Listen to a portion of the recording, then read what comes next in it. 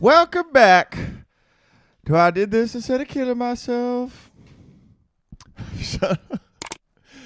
Stand-up comedy podcast. Hello. It's the week of, what's the date?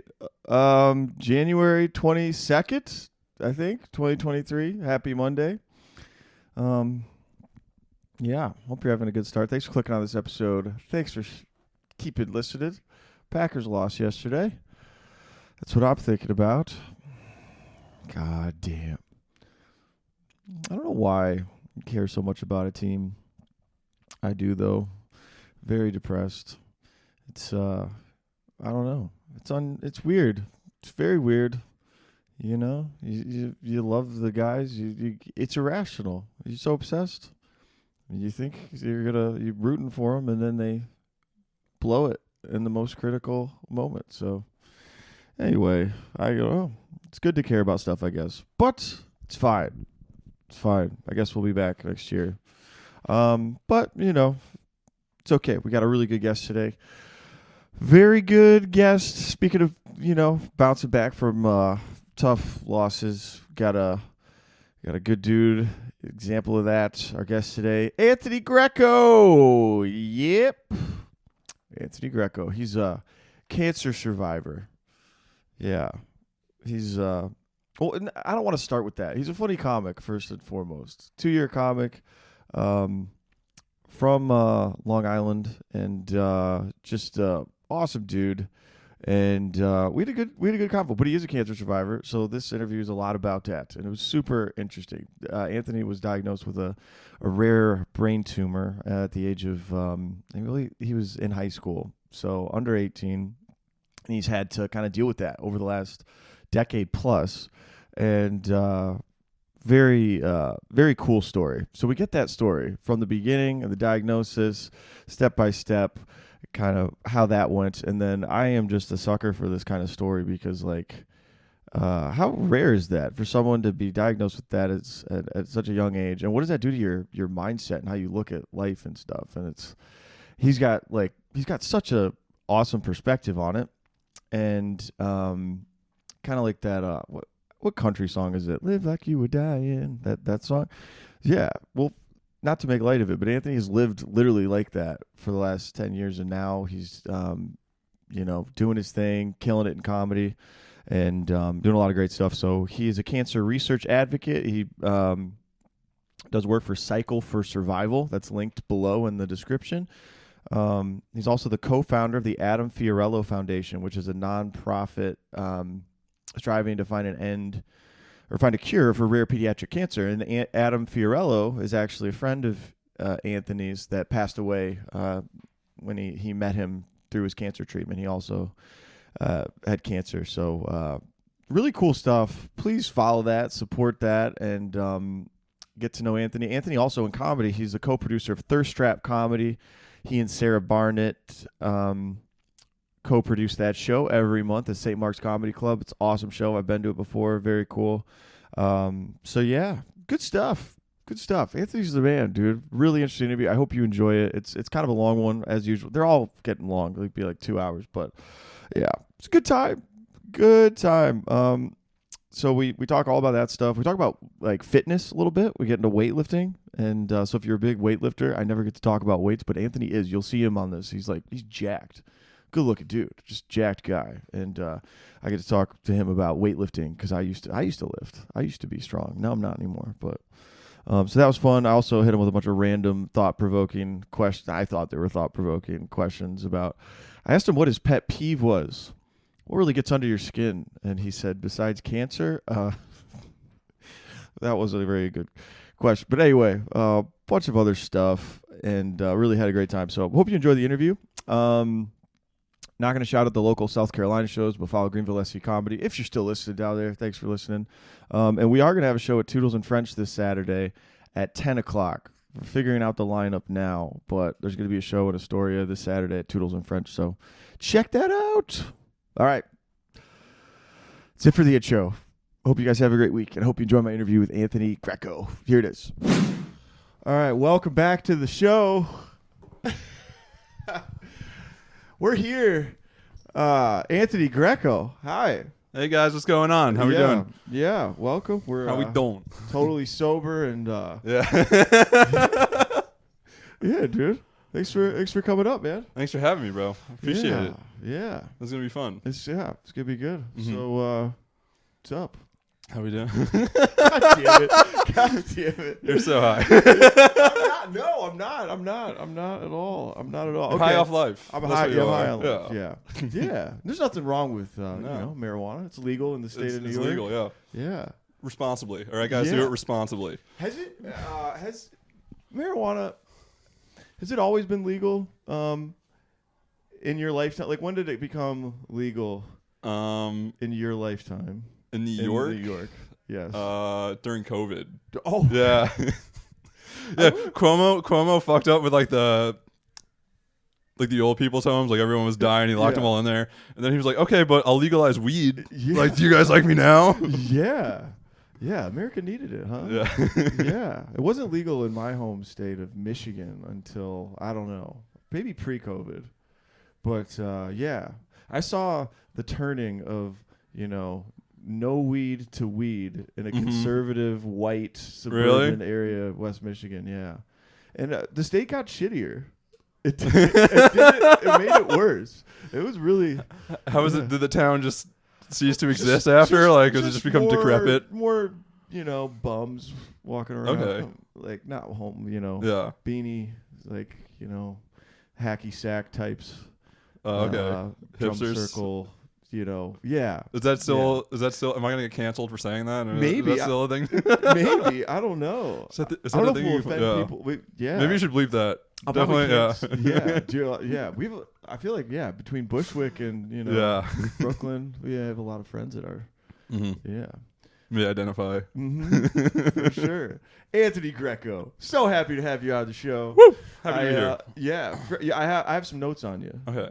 So Anthony is friends with Sarah Barnett. Yeah. Yeah. We run a monthly show at St. Mark's, Thirst Trap Comedy. Thirst Trap Comedy, yes. Next one is 2-3 at 6:30. Okay. Hope to see you there. Hell yeah. And that is a cool show. I think that actually was the first time I met you, was at the Halloween one you did where you dressed up like Sarah, and then she wore lobster sleeves. Well, they were supposed to be like biceps. Yeah. Right. Just really red biceps. Yeah. Yeah. And that was a killer show. You dressed up like Barbie or something? What did you rock? You had like... I wore a crop top. I wore a Barbie crop top. Yeah. Ladies, picture this guy in a crop top. He's the fittest comic in New York. I was like, Sarah, wouldn't it be funny if like we dressed up as each other? Like that would be that's a funny bit, right? If you know me and Sarah, right, that's a funny bit. And so funny. And then we get there, and then John Bennett, who was on the show, was like, "Oh, John, Mr. Peanut, Mr. Peanut, yeah, yes. Yeah." But John was like, dude, how is the audience gonna know? Like. And then, it ended up working. That's a good point. It ended up working out because the outfits were just so ridiculous, Sure. That you guys they still played, but you guys looked absurd enough. Yeah, that was fine.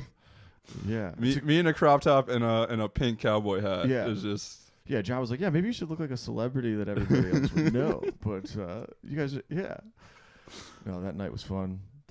Yeah, yeah. John and the Peanut. Dude, he killed. Yeah. Yeah. You tight with John? You friends with John? Yeah. Yeah. Me and John actually went to college together. Holy shit! For a semester. Yeah. So I know John from back when he was like 18. Okay. Way before comedy. Okay. Gotcha. Where'd you guys go? We went to Fordham in the Bronx, and in the then Bronx. I had surgery. I had my second surgery. Okay. So I had to take this second semester off, and then after that, I was just like, I'm just gonna go to a different school and just get like a new start. And that was where you. And then I ended up going to Fairfield. Yeah. Fairfield. Okay, wait. So you went to the Bronx school with John. Yeah. First, and then Fairfield, you transferred. Yeah. Got it. And this is leading into another thing that this is the big one. Mm-hmm. It's the cancer story. Yeah. I don't know if it's a heavy thing for you, but this is a big part of, I've heard you talk about it on stage and stuff. So yeah, I call it tumor humor. Tumor humor. That's right. So that's a big part. We don't have to go into it right away, but I did have that you're still into it pretty big. You're cancer research advocate. Yeah. So I'm trying to start my own foundation, the Adam Fiorello Foundation. It's actually today's my friend's birthday. He passed away a few years ago. At 22. Shit. And yeah, today's actually also the 7th anniversary of my 3rd surgery. Oh my gosh. So I didn't It's even. a heavy day for you. Yeah. And you're doing this show? Yeah, I did.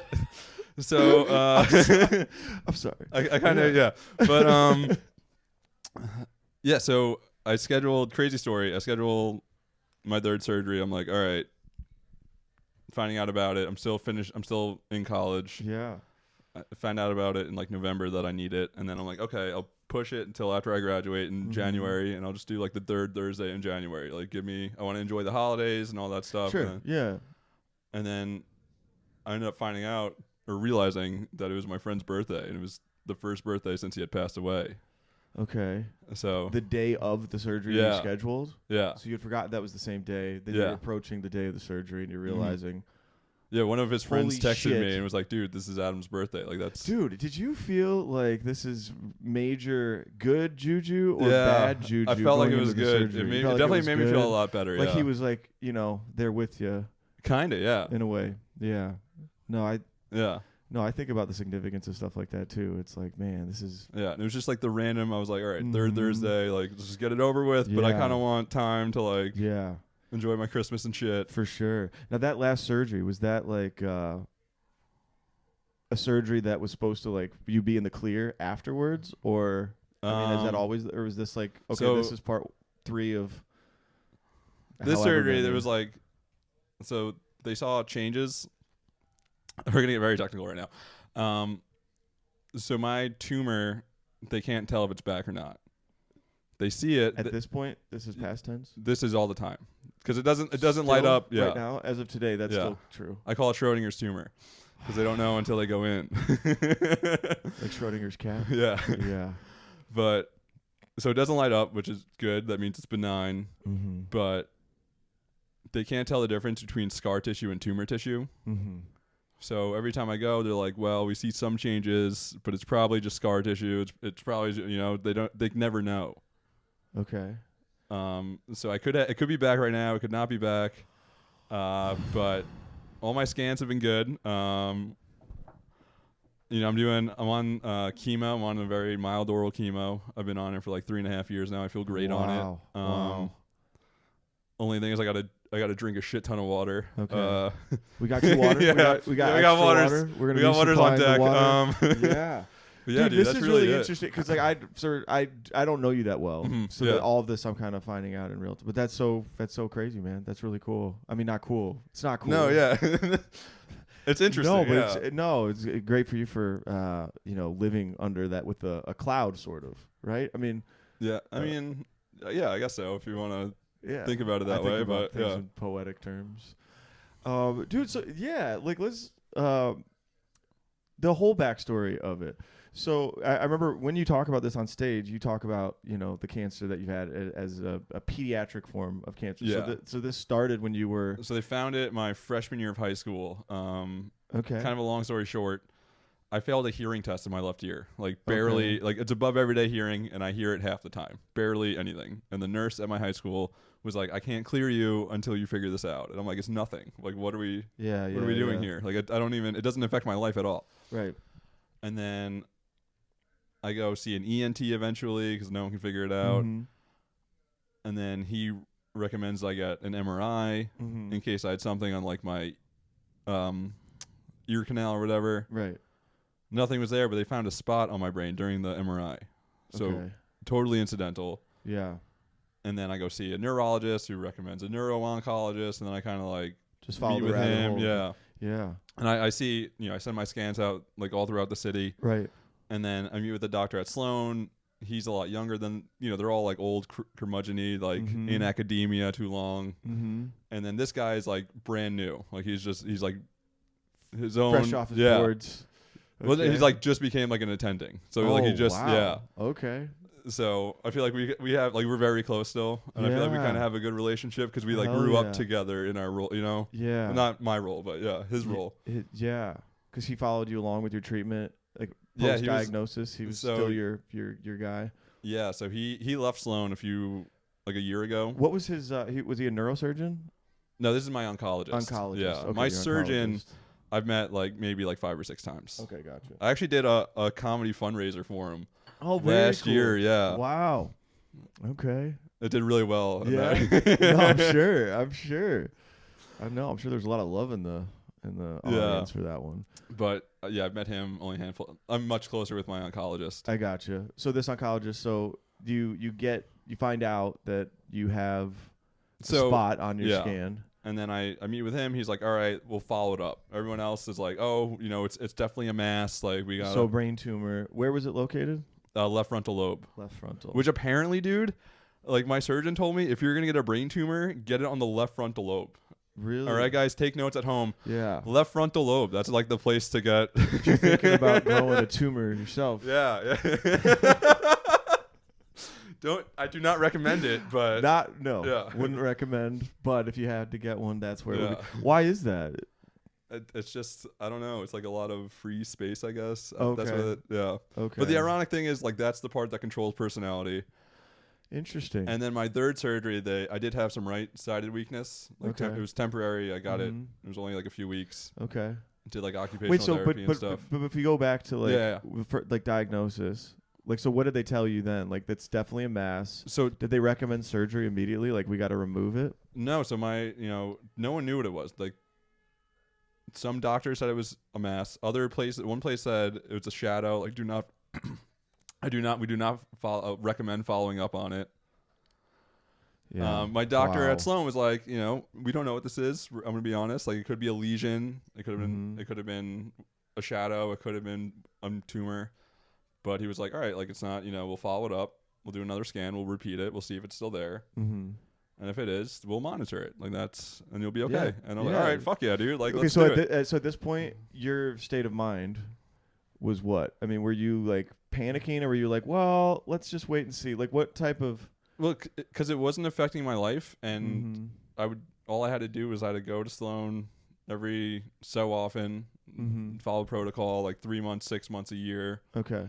And then if, that's good, then I'm good. I wasn't really too worried about it. Got it. Okay, great. Because some people would have a reaction like, oh, God. Like, I don't know.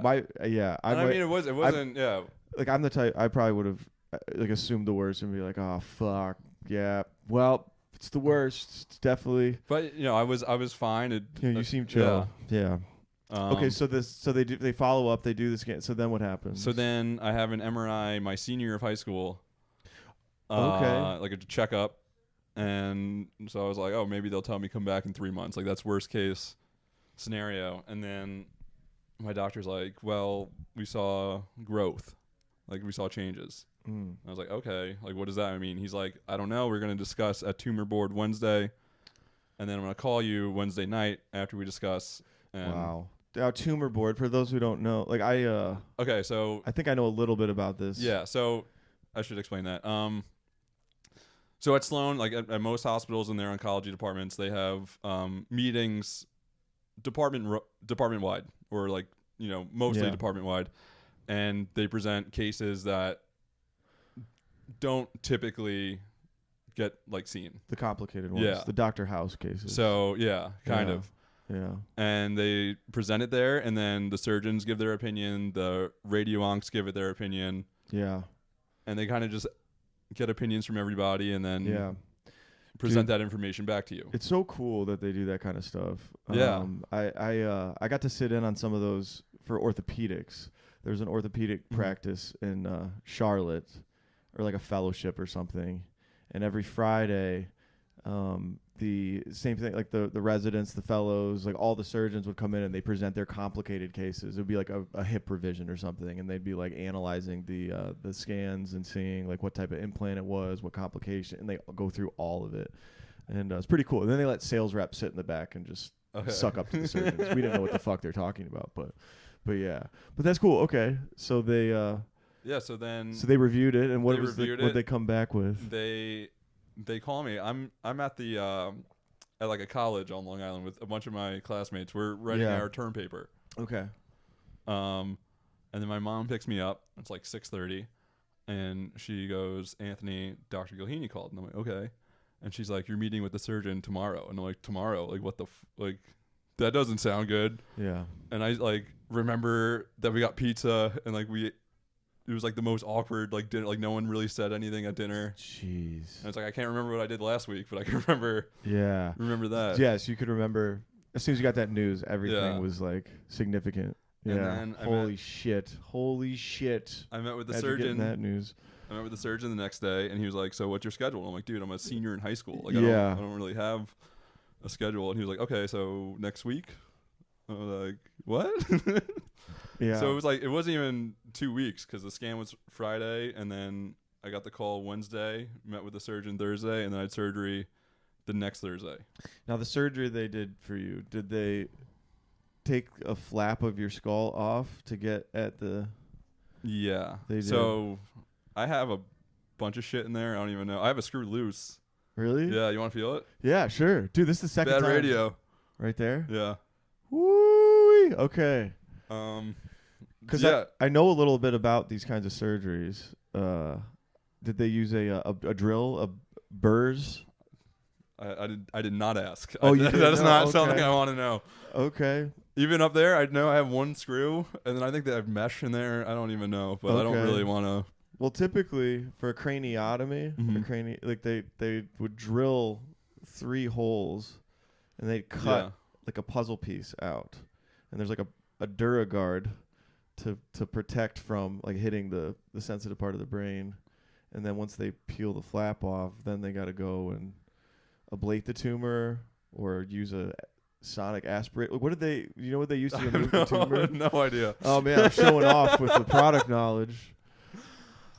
Yeah, Well, that's a surgeon. That's a question for my surgeon. Yeah, but well, I hope he used the sonic. That's what they used to remove. I don't know, dude. I It's know like he's it's like a the tip that moves really fast. he's like the best surgeon in like the world, dude. For Yeah? pediatric cancer. Yeah. Hell yeah. And barring any deals I need to make in prison, he's the only man allowed inside me. Inside, he's in your head, dude. Yeah. That's crazy. He's going up on me. Yeah, he's going up on you. Yeah, exactly, dude. No, that's crazy. So they had the surgery. So I had surgery, and then How They're- zonked out were you afterwards? What kind of recovery are we talking? the first one was pretty rough because I was in like pretty good shape to begin with. I started working out like my sophomore year of high school, Mhm. so I went in. I could do like 40 pull-ups going into surgery. Yeah. Wow. But it took me like an hour to walk around the block when I got home. It was like rough, dude. Yeah. I mean, I think I was more Was it because your mind was fuzzy, or were you just fatigued? fatigued. I think it was more me being cautious. Yeah. Because like after the second and third surgeries, after like 2 weeks, I'm like, Mom, can I go run? And she's like, No, you gotta wait 6 weeks. And I'm like, Yeah. God damn, okay. Right. Wow. I'm like, what if I walk really fast? Yeah. Dude, that's nuts. Okay, so you had 3 surgeries in total. So the first surgery was as you're graduating high school. Yeah. When was the second one? Second one was December 27th of 2012. So I was a freshman in college, and then I had a scan in November, and I remember it was Thanksgiving week, and I found out it was back. So I just like stayed home like all Thanksgiving week, and then I went back to school, and it was supposed to be December 20th, Mm-hmm. but the intra-op MRI machine got broken, so they got pushed back a week. And this Okay. guy that I worked with was like, bro, like once you're done, like once you're feeling better, like let me know. I work at Public House in the city. I'll get you in. Public house? Yeah, it's a bar. It was a bar. Okay, gotcha. They had like this open bar deal, and he's like, bro, I'll get you in. Like, For a job? no, to like go get shit faced. Oh, go get shit faced. Yeah. Oh, okay. Oh, Yeah, go drinking. Yeah. Oh, it's like an elite bar. Like you got to be let in. No. It was like a bar for like 18-year-olds. But Oh, yeah. I'm an idiot. Okay, because you can't drink. I'm sorry. Well, I 'Cause can't you're- drink now because of the medication, but Right, but at the time I could drink. Yeah. you could drink, and And he was so- sneaking you into an underage. Okay, that's why I was Yeah. confused. My bad. Okay, so he's hooking you up. Okay. And so he works with my dad, and he's like 23, Uh-huh. and I worked with my dad during like over the summers in college. Mm-hmm. And so he tells him, and then he tells everyone else at work. And then this one guy that's like my dad's age that I also worked with is like, oh, I'll come. And then he brings his friend who's an FBI agent. Okay. And then that guy runs an FBI team. He brings his entire team. So now it's just me, And then- Underage. Yeah, I'm 18, and I'm just getting shithoused with a bunch of like FBI agents. And my dad's friend, my friend went in the back like to talk to some girl. Like he's like gone. I have no idea where he is. And then I'm just drinking. I'm like, I'm gonna try everything. I'm drinking everything. Had you drank much at that point in your life? Like, did you know? I drank a lot in college. Okay. Yeah. Okay. Gotcha. Like freshman year. So after my first surgery, I was able to start drinking. Mm-hmm. Right. Before that, they were like, we don't know what it is. Yeah. You know, if you drink, it could cause a seizure and all that shit. Jeez. Okay. And they're like, all right, I'm not gonna drink. And then I had surgery, and then I started drinking. And I'm at Public House. I remember the guy's like 5 minutes left in the open bar. I'm like, all right, I'm gonna get 3 more drinks. My dad picks me up. I am shit faced, dude. I must have had like 30 drinks, like Jesus. because I was just chugging. I was like legit, just going as hard as I can. You know, going through some shit, right? Yeah. Yeah. Yeah. And I puke all over my dad's car, and then oh my god. my mom. I'm like, I wake up in the morning, like, was that a dream? Like maybe it was a dream. And my mom comes in and she's like, Anthony, you need to go clean your dad's car. Next week, right? I'm in surgery. I'm not cleaning it. I have cancer. So I go, you know, do my thing, whatever. I clean it up. The next week, Wednesday, I'm having surgery on Thursday. Mm-hmm. Wednesday, I'm like, I'm going to do a crazy workout today. I'm going to do a crazy workout because I'm going to be sore tomorrow, but I'm not going to feel it. Right. So I do 1,000 push-ups, The day 1,000 before your sit-ups, surgery, and 100 pull-ups the day The day before before- surgery. Yeah. dude. Because I'm a fucking 18. I'm not thinking. You did 1,000? Yeah. Oh my gosh. I would just do like sets of like 50, like 20. You Were know? you like, yeah, the doctor didn't say I couldn't. do Yeah, 1,000. because they tell you don't take Tylenol, you know, don't do Right, this. right. I'm like, they don't tell you not to work out. Don't they tell you not to eat before surgery? Yeah, too? you can't eat or drink. Yeah, so you're not eating and then you do 1,000. Well, it's after 12, so I was able to eat and drink until 12 that night. Oh my But- gosh. I didn't realize that, you know, when you work out, your muscles break down and Mm-hmm. dehydrate you, and that's why you need to drink water to flush Right. out Right. like the proteins and stuff that Yes. your muscles release. And I had like really bad complications. Like my blood pressure was like 220 over 110 In the surgery? post-op. Okay. So the surgery goes well. I come out. They're like, Anthony, move your left arm, move my left arm. Anthony, move your left leg, move my left leg. Anthony, move your right arm. I blew my shoulder out from, you know, I'm righty. So 1,000 push-ups, I'm doing yeah. a few extra micro tears, I guess, every Yeah. time because I Yeah. favor it. Mm-hmm. I'm Right. like, I can't move my shoulder. I could not move it. They're like, what do you mean you can't move it? So now they're freaking out. 'cause now it's they the think left it's side. the brain, but it's Yeah. really just My blood pressure is 220 over 110. And then my mom's like, Anthony, when did you feel worse? Like today or last Saturday? And I was like, last Saturday. And she's like, well, it's not intracranial because they're about to go back in. oh my gosh. Because they thought they it fucked was, something yeah. up. Yeah. Oh, And they're shit. and my kidneys are going into renal failure because of the protein. Are you familiar with CPK? No, but tell me. So CPK, it's called creatine phosphokinase. I know what creatine is. Yeah. So it's muscle. It's like when your muscles break down, Mm-hmm. and it's associated with heart attacks. So the normal level is supposed to be 60 to 120. Mm-hmm. A massive heart attack is like 900. Okay. Mine peaked at over 11,000. What? Yeah. 11,000. It was like 11,009. Yeah. dude. So was your heart beating out of your chest?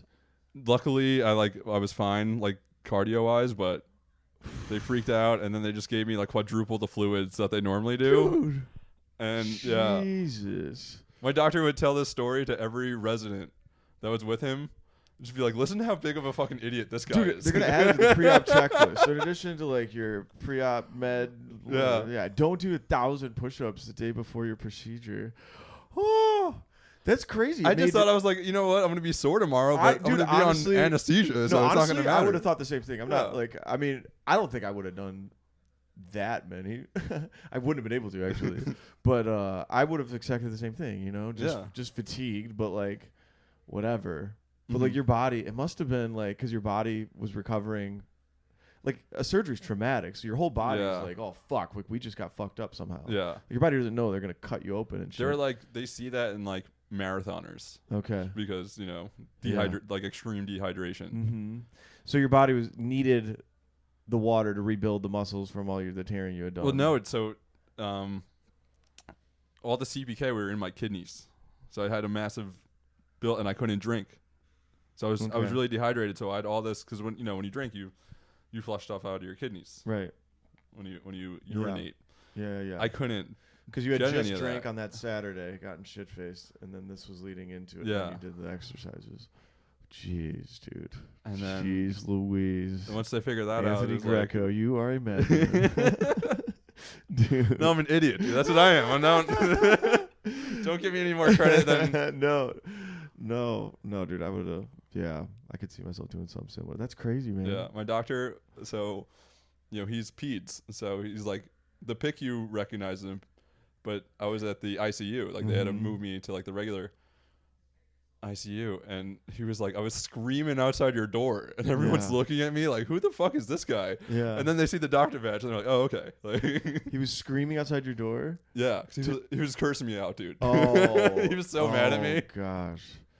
Yeah. Because I was, it was kind of like, Yeah. for a while there, I was not looking too good, Yeah, for sure.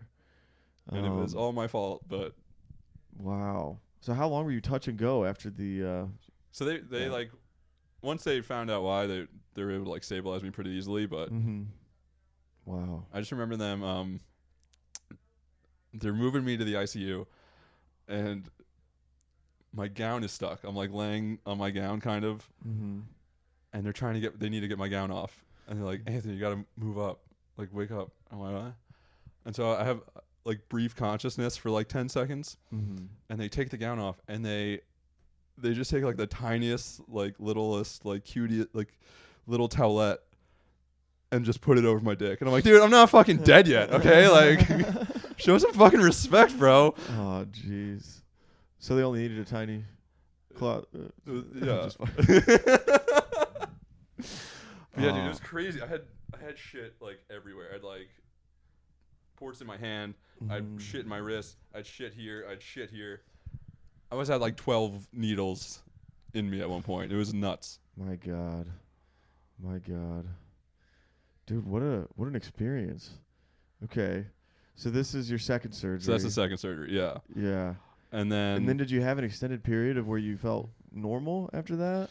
yeah, so originally after my first one, they were like 95% chance it never comes back. Like After you're good. After the second surgery? After the first one. Oh, wow. Okay.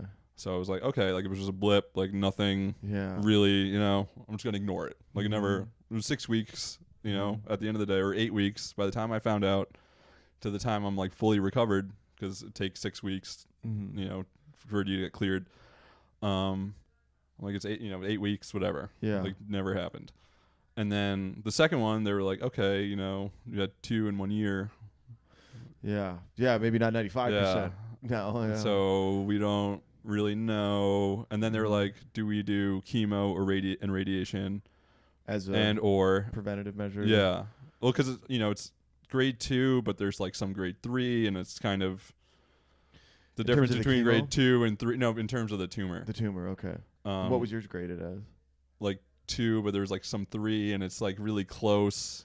I see. So it's kind of it's less objective than like a grade 1 to like grade 3. Right. Okay. And or that's like a grade 2 to like grade 4. Like once that's 2 totally and 3. different than the stages of cancer, right? Like Yeah, brain tumors are like completely different. Okay. Okay. Because there's really you really can't take a margin. Right. Yeah. Yeah. And for people who are watching, a margin is the how far away, like how far outside of where the tumor area is that you can resect. Yeah. You can take extra, so you make sure you got it all. Yeah. So but with the brain, you got to get like cancer cells. There's a tumor, but there's probably going to be some floaters, so they try and get a margin around the tumor bed. And in brain, you can't really take much of a margin, if any, because you need everything else that's around it. Everything. And the fucked up thing about my tumor is it's the tumor up top. It's like on top, but then it grows tentacles and like infiltrates. So fuck cancer. It's really hard because they're trying to get a margin, but at the same time, like make sure that I'm still okay and normal. Yeah. So the second surgery that we're kind of like, well, it's low grade, but it's come back, so it's kind of indicating that it's not low grade. And then my doctor's like, all right, I'm going to a tri-state tumor conference. There's going to be 40 doctors there. Wow. I'll ask them there. We'll get more of a consensus. Because we're both like, I don't know what the fuck, there's no real protocol on finding a tumor accidentally in a 15-year-old. Right. Right. And I've never had any symptoms from the tumor. Wow. Yeah, I've had symptoms from the surgeries, Yeah. Right. but not from the tumor. Mm-hmm. So I'm like, okay, like dope, let's do it. And he presents it there, and he's like, okay, 20 said yes, 20 said no. And I'm like, God damn it, dude. Like, 20 said yes. 20 said yes, do the radiation. 20 Do said the no, hold radiation. off on it. Oh, I see. And Yeah. it's like, all right, tie goes to the not radiation. You know, Right. you could Right. always do radiation. You can never undo it. Right. And So, that had side effects. Yeah. Yeah. So we're like, okay. And then that was 2012, and then 2016. So I was doing my last semester that fall, because I never did the second one. I never made it up, because I figured, I'll have a third surgery in college, Right. and then do whatever I need to do, and then go back, and then I'll be a year behind, and I'll just graduate with the kids a year younger than me. That's fine. I don't care. Yeah. Right. Funny dude. So that doesn't happen. I get all the way up until my last semester, and I'm living with my brother. I'm living on his couch. Okay. Because I'm taking like 3 days of classes a week. He's living in a townhouse. I'm like, all my friends are graduated. Yeah. I'll go home. I'll just come up the night before I have class. I'll sleep over on the couch, and then I'll head back. And so I'm staying there that weekend. Little Dicky is playing at Fairfield, and I'm going to Little Dicky. Lil Dicky. The rapper. Yeah. What song does he do? My Dick? Is that one of his songs? No, that's Mickey Avalon. Fuck. Little Dick, you know the show Dave? Yeah, I think so. Fuck. I should know this. Yeah. What's a Lil Dicky song? Pillow Talking? I don't know. You're not going to sing it? Do you want to sing the song for us? No. Okay, fine. Okay, Lil Dicky's Lil playing. Dicky, yeah. Lil Dicky's playing? Those of you at home, those real ones will know. Yeah. And Lil Dicky's playing, and my mom, I had a scan like a week ago, and it was good. Okay. I'm like, all right, I'm chilling. And I'm going to my brother's my brother's friend's townhouse, like to pregame, because I'm living up there with all of them. I'm kind of friendly with them at this point. And my mom's like, no, like I'm coming up, like I'm gonna see you, and I'm like, no, I'm going to Little Dicky, like don't come, and my brother's like, Anthony, you gotta wait for mom. And I'm like, no, Nick, I'm going out to pregame at Johnny's house or whatever the fuck, like okay. I'm going to Little Dicky. And then my mom gets up there, and my parents are getting divorced at the time, and I thought it was just something about that. And then I get in the car. My brother comes in the house. I'm about to leave. He's like, Anthony, mom needs you in the car right now. I get in the car. I'm like, what? Like, I'm going to Little Dicky. And my mom's like, your doctor called. Like, they flagged it at tumor board. And then I was just like, okay. So my mom drove us home. And they flagged it as in what? This is really bad, and you can't be doing fucking Little Dicky shit. Yeah, you gotta. It kind of ruined the mood, I could have done Little Dicky shit, but it kind of that was hard to hear. And and your parents are getting divorced at the same time. Yeah, I mean that was kind of going on for a while at that point, so that wasn't really a big deal. Jesus. But so yeah, and then I got home, and then that was like a whole fucking process, dude. Like going to different doctors, like getting second opinions. Like Hopkins has seen my case. Like I have a doctor there. I send it to places in LA, like hospitals there. Like so, it's like it's been like a studied case, and like no one can really come to a consensus about it. So to this day, it's wow. And then, because it's no one deals with this, dude. Like no one, this doesn't happen. Like if you scanned every fucking 15-year-old, maybe you'd find a few of these, but like it's just random luck of the draw, dude. Yeah. So, dude, getting diagnosed with a potential brain tumor at the age of 15, and then finding out very quickly that it is something that is going to be with you a while. Like, how did this affect you? Because that's something that doesn't affect 99% of people at that young of an age. Like, yeah, I mean, I don't know. You seem like super chill and like positive and upbeat, and did you kind of always have that attitude of like, oh fuck it, we'll just deal with it as it comes, and there's nothing else. I think outwardly, yes. I mean, I definitely had like a lot of anxiety. Okay. For a long time. And I had like a breakthrough or like whatever moment kind of like last year that really kind of drove it home. But I would always try and like be positive, but I had a lot of anxiety for a long time. Yeah. Because it's, I'm getting scanned every 3 months. Like, right. Knowing your life can be blown up in 3 months is like. Were you mad? Is there any party that was like, what the fuck? Why? Like. Yeah, kind of. Why did this happen to me? 100%. Like. So, during my first surgery, this dad was also passing away from like the school I went to like a Catholic grammar school. Mm-hmm. And this dad of one of the families, he was also passing away from a brain tumor. And mine's in the same family, and they're like, that would have been you. If we didn't find it, like you'd have fainted one day in like your 40s, 50s, and so I was dealing with that. I should have started therapy then, looking back on it, right? Because I had a lot of survivor's guilt, and I was like, this dude has a 2-year-old that's never. And so it was always kind of more guilty.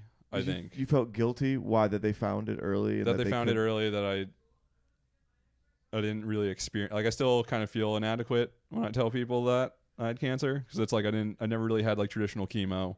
You did traditional so radiation like, because I didn't have to go through the hard shit that a lot of people have to go through. Like, why was I so lucky? Yeah. Oh wow. Okay. Interesting. I didn't think that would be something but that makes sense.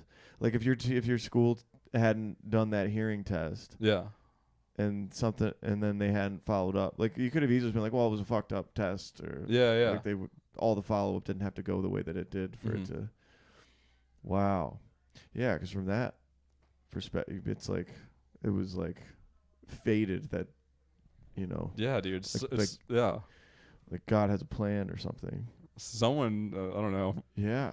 Maybe that's just the plot of this fucking universe. And then there's another universe where I die from cancer, and then there's another universe where I never have it. But yeah, man. So, in your high school days, like, were you an athlete? So I ran track. I played a lot of basketball. Okay. Yeah. Did you have to stop that with the tumor?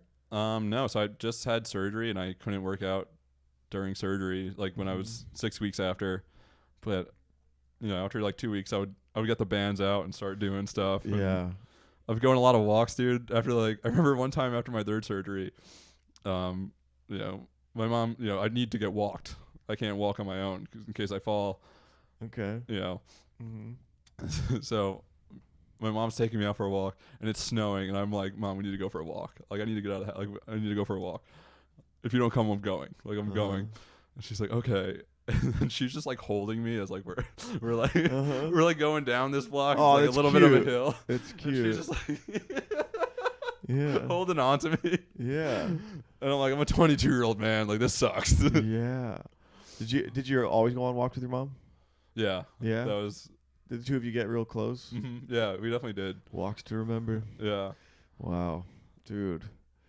Like my dad would have to like stay in the bathroom while I was showering in case like I fell. Oh my gosh. It was like really dehumanizing. Like, yeah. To be cared for like that. Because I'm essentially a baby, Yeah. I'm a 17-year-old, 18-year-old, 22-year-old baby. Yeah. It had to have been hard. So I mean, yeah, I'm so interested because you'd think it would change your outlook on life. I mean, do you think that it did? Yeah. Did it? Like you hear that all the time, you appreciate things more because it could be taken. Like most people live in this delusional bliss of I'm gonna live forever. Like I think people live like that. You know what I mean? Like everybody knows they're actually gonna die, but you don't live like that. And then most people lose a friend in like their 50s and they're like, oh shit, like fuck. I should retire soon and then like enjoy my time. And it's like, when I have 3 months to get everything I want done. Yeah. And that's how it's not actually true. Like I'm gonna be fine, and but that's how I felt for a long time. My relationship with time is definitely like a lot different than everyone else's, because I feel like I need to do everything now. Yes. And if it doesn't happen now, it's never going to happen. Right. And that's a good way to live, right? Sometimes, like, because I think you're supposed to be in the moment more and like, love your friends harder and like do all that stuff. And those are good lessons to learn. Yeah. But I just learned that lesson, I think, a little too early, kind of. For sure. I mean, I think it's a potentially really good thing, but that's just wild to me. So, like, if you're 18 when you're diagnosed, or wait, no, freshman in high school is even younger. So, I mean, I don't even know how I thought about time when I was in high school. I think I was the oldest sibling, so I didn't have any examples immediately of, like, what do you do after high school, like college, a job? Like, I saw what my dad did, but I didn't really know. I mean, I kind of viewed, but I'll have, years to figure it out. But for you were kind of like, would you kind of just conceptually think, like, I may not make it to 30? Maybe even less. I don't think I even thought that far, dude. Not even that far. No. Wow. What a wild thing to think. It's very, I'm not going to die in my bed at 80 or 90 like I kind of maybe thought before, but. I'm saying 120, dude, with modern medicine. 120, bro. No, I want 150, dude. Yeah, I was just saying for the normal people. Yeah. I want to live to 150, dude. I'm big. I'm longevity, dude. Yeah. But wow, that's wild. So you want to, doing stuff now. Yeah, and it's like I've definitely gotten a lot better with it, like with therapy and stuff. That's helped a lot. But for a long time, it was 3 months. I needed to get everything, and I did go to college, so I did kind of, but that was more like year to year. Okay. Because I was at that point, I was like, all right, I had 2 surgeries in a year. Like, when's the next one gonna come? And I was just kind of living in those intervals, and I'm like, oh, this one's good. I'm gonna go to college this semester, and then we'll see about next semester. And and also, what can you do? I mean, you got to continue to go to college and live your life. Yeah. I mean, I guess the only alternative would be to, like, do less, I guess, but you just be thinking about it probably, and like. But like you were saying before, like I wasn't really living because I was so afraid of the tumor coming back that I was kind of. And this is what I realized like last year. It was like. What was that moment? I'm so afraid of this thing coming back, right? That it's if it did come back, how would I feel? And I'm like, well, I'd feel kind of how I feel now, that I'm worried that it's coming back. And I was so focused on it being like coming back, that I'm like, what am I doing? Like what? Right. It's back. Whether I want it, whether it's true or not, it's back now. My state of the psychology of. And probably the physiology of my body being stressed about this is that it's bad. That's one thing too, dude. It's a huge thing. Like, how much do you, obviously you're kicking its ass and you're doing great. And the mental state of someone in terms of fighting a disease like this, like how important is that? The staying positive and, it's so does that important, have a real physical effect on the outcome? I think so. I do too. Yeah. But the one thing I will say is like fighting. I feel like that language like is a little bit. Yeah, because it's like my friend didn't like lose the fight. You know what I mean? Like that didn't like that was the hand he was dealt. And his time was his time, and like that's okay. That happens, and it's right. But I think like that with like a lot of like especially like families who have lost people and stuff. I think that. Yeah, it's kind of that like phraseology, yeah. Where it's like during it, you're like, oh yeah, like hoorah, like right. But at the end of the day, it's like I'm kind of just going through it and I'm experiencing it, and that's an experience in life, right? Sure. Like chemo, radiation, that's all experiences. But I think to say that like someone wins or loses, yeah, for sure. And it's like I've got lucky, dude. I got really fucking lucky. I'm on this chemo that I've been on for 3.5 years now, and I'm good, and I'm lucky, dude. I'm really fucking lucky. Yeah, absolutely. Yeah, this is just I mean, I like to think about outside of fighting a disease, but like the importance of like your mindset, kind of. Yeah, no, it's being positive is so important, and like just not. Yeah, I mean, I used to think that stuff was kind of corny, because I work in a corporate job and I have for a long time, and sometimes they'll recommend these business books to you, or like the self-help kind of guru-y type stuff. But the longer, I don't know, the older I get, the more I realize that a lot of that stuff is kind of true. Like the attitude you show up to anything with is important. Dude, even how like you talk to yourself mentally, like that's fucking huge. Yeah. Like with comedy, I feel like you get that a lot. Dude, comedy is rough, maintaining bro. a positive outlook. If I have a bad set, I want to quit. Yeah. And then if I do great, I'm like, I'm making it, dude. Like, dude, I actually think that's all comedy is the letting go of outcome in a lot of ways. It's hard. So hard. Because it is a business where you are judged. Mm-hmm. Subject, like there's no objective. Yeah. You could do like laugh metrics and stuff, but at the end of the day, it's like, do I like this person or do I not? Right. Will I book this person or will I not? Right. Exactly. No, 100%. And so you're getting judged all the time. And right. It's very easy to judge yourself like off of one. Right. And you can beat yourself up over that, or you can be like, well, fuck, I don't, yeah, it's fine. There's a billion more. There was 3 people in the room. Why am I mad that this joke didn't land when they were all on their phone? Yeah. Exactly. Yeah, it's an act of letting go. So I was going to ask, where does comedy fit into all this? And did you choose to start doing comedy because of, did that play a role in the decision to start doing stand-up? And when did that start? Yeah, so it was like 2 years ago. I was making, a little over 2 years ago now. It was like November of 2021, I guess. And I was making a video for American Ninja Warrior. Hell yeah. You're applying? Yeah. Yeah. I didn't get it, but I got pretty close. And they were like, I was making the video and I was like, my friend Adam inspires me to live every day like it's my last and all that stuff. And I got home and I'm like, I don't do that though. Like I just lie to everyone's face. Like I don't. Yeah. I was in like a rut, dude. So you said this on the American Ninja Warrior video, like I live every day like it's my last, but you didn't feel that was true deep down. No, because I would just, I got diagnosed depressed by 2 different therapists. Okay. The one went on maternity leave, so it's not like I got a second one because I didn't like her opinion. Right. I kept her, and then she went on maternity leave, and then I got a replacement. And she's like, "Oh, you seem depressed," and I'm like, "No, I'm not. Yeah, I'm not sad." But it was just I was bored, dude, because I would go to work every day, and then I'd come home and just. Where were you working at the time? Pepsi. Pepsi. Okay. Doing my job now. And you still at Pepsi? Yeah. Okay, sweet.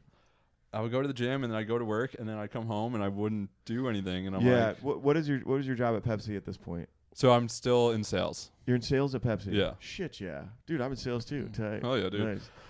Nice.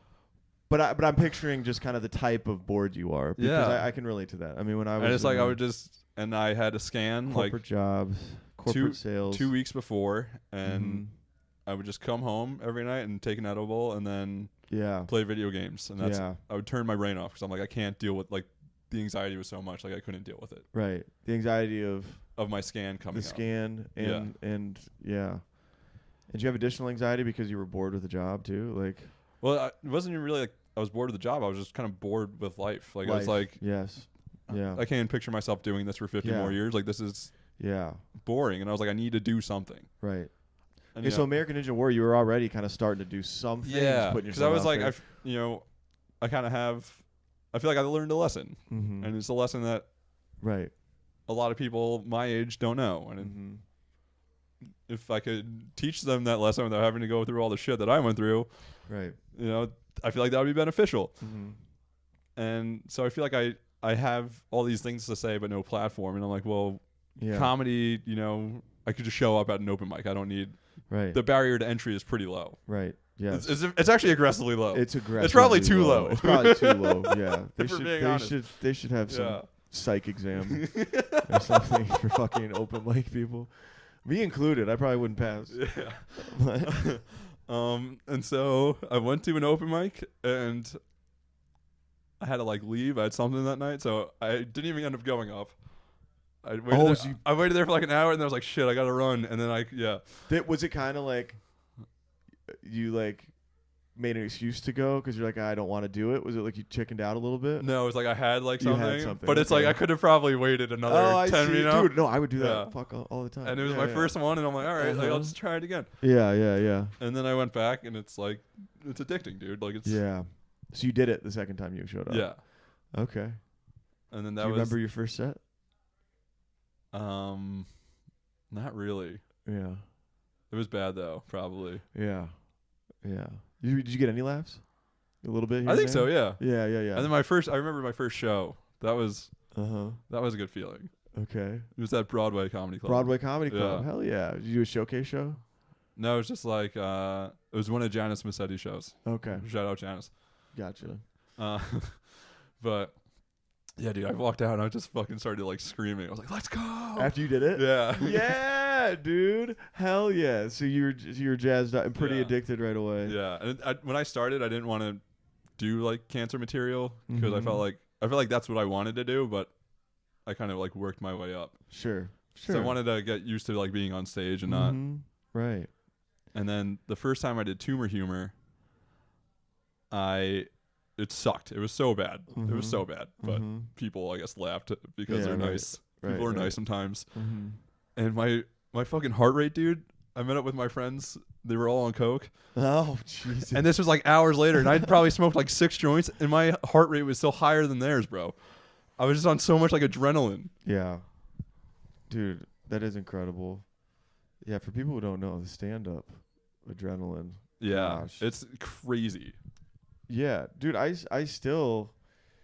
think that's why I can't go to bed at a decent hour, is because if you're doing stand-up at night Mm-hmm. and you're doing any sort of, like, I need to, like, I don't know, I feel like I'm riding a high and I need to, like, continue to ride it.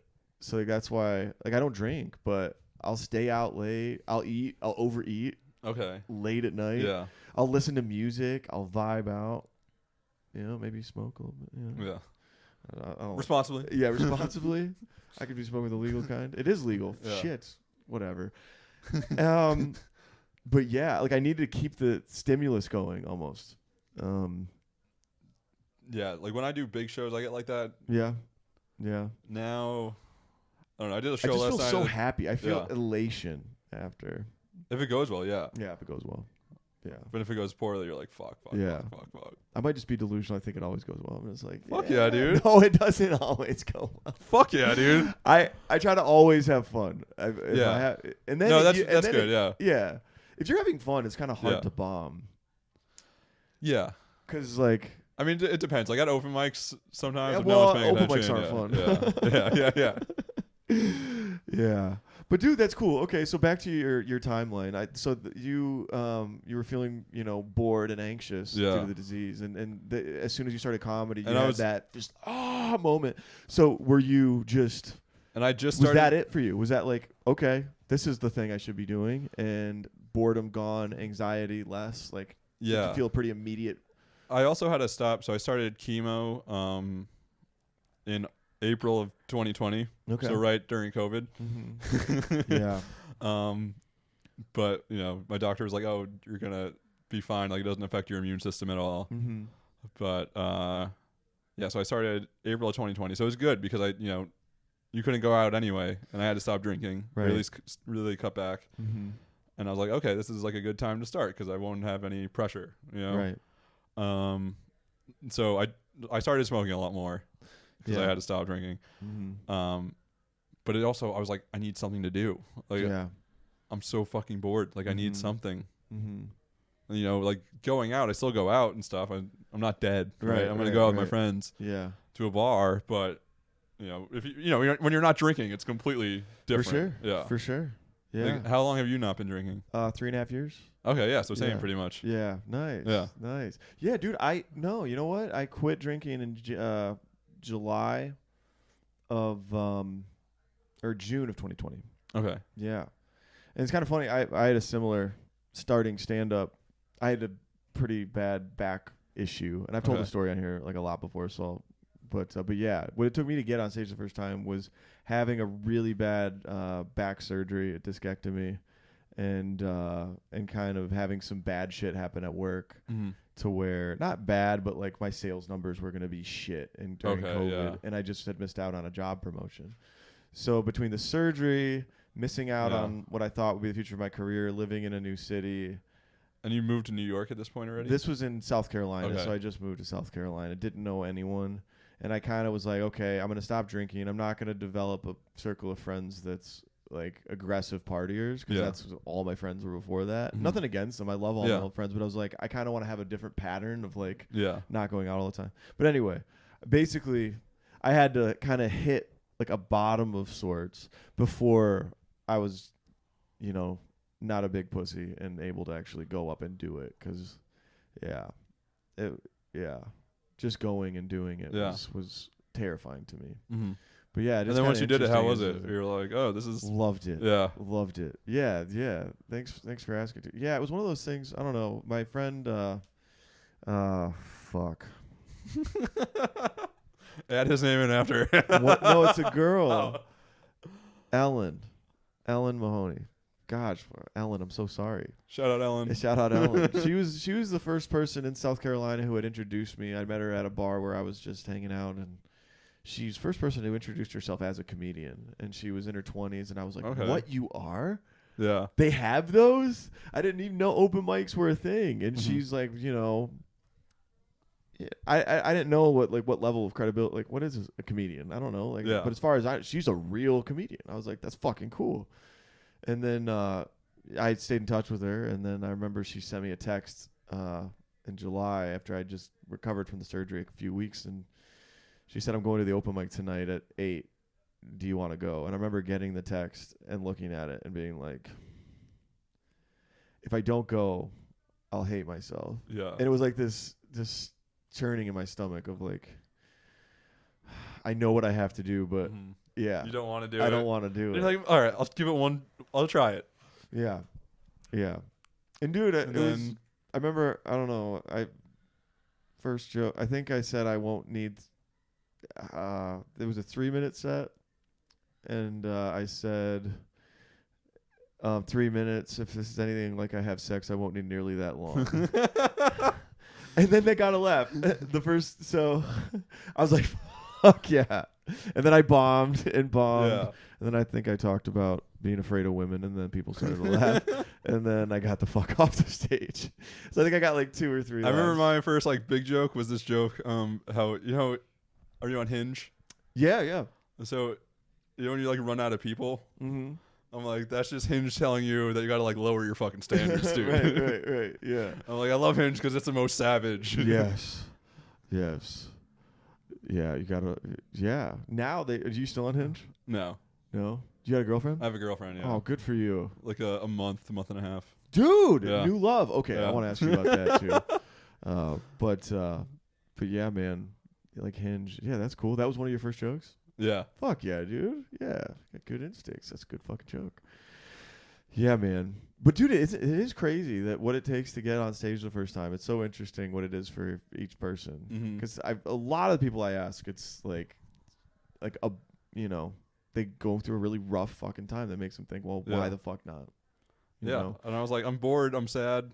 I'm depressed. Like, what's better, comedian? Yeah. Should I be a professional clown? Should I aspire to that? Yeah. Okay. Yeah. Hell yeah. And you still love comedy, huh? Love it. Yeah. Love it.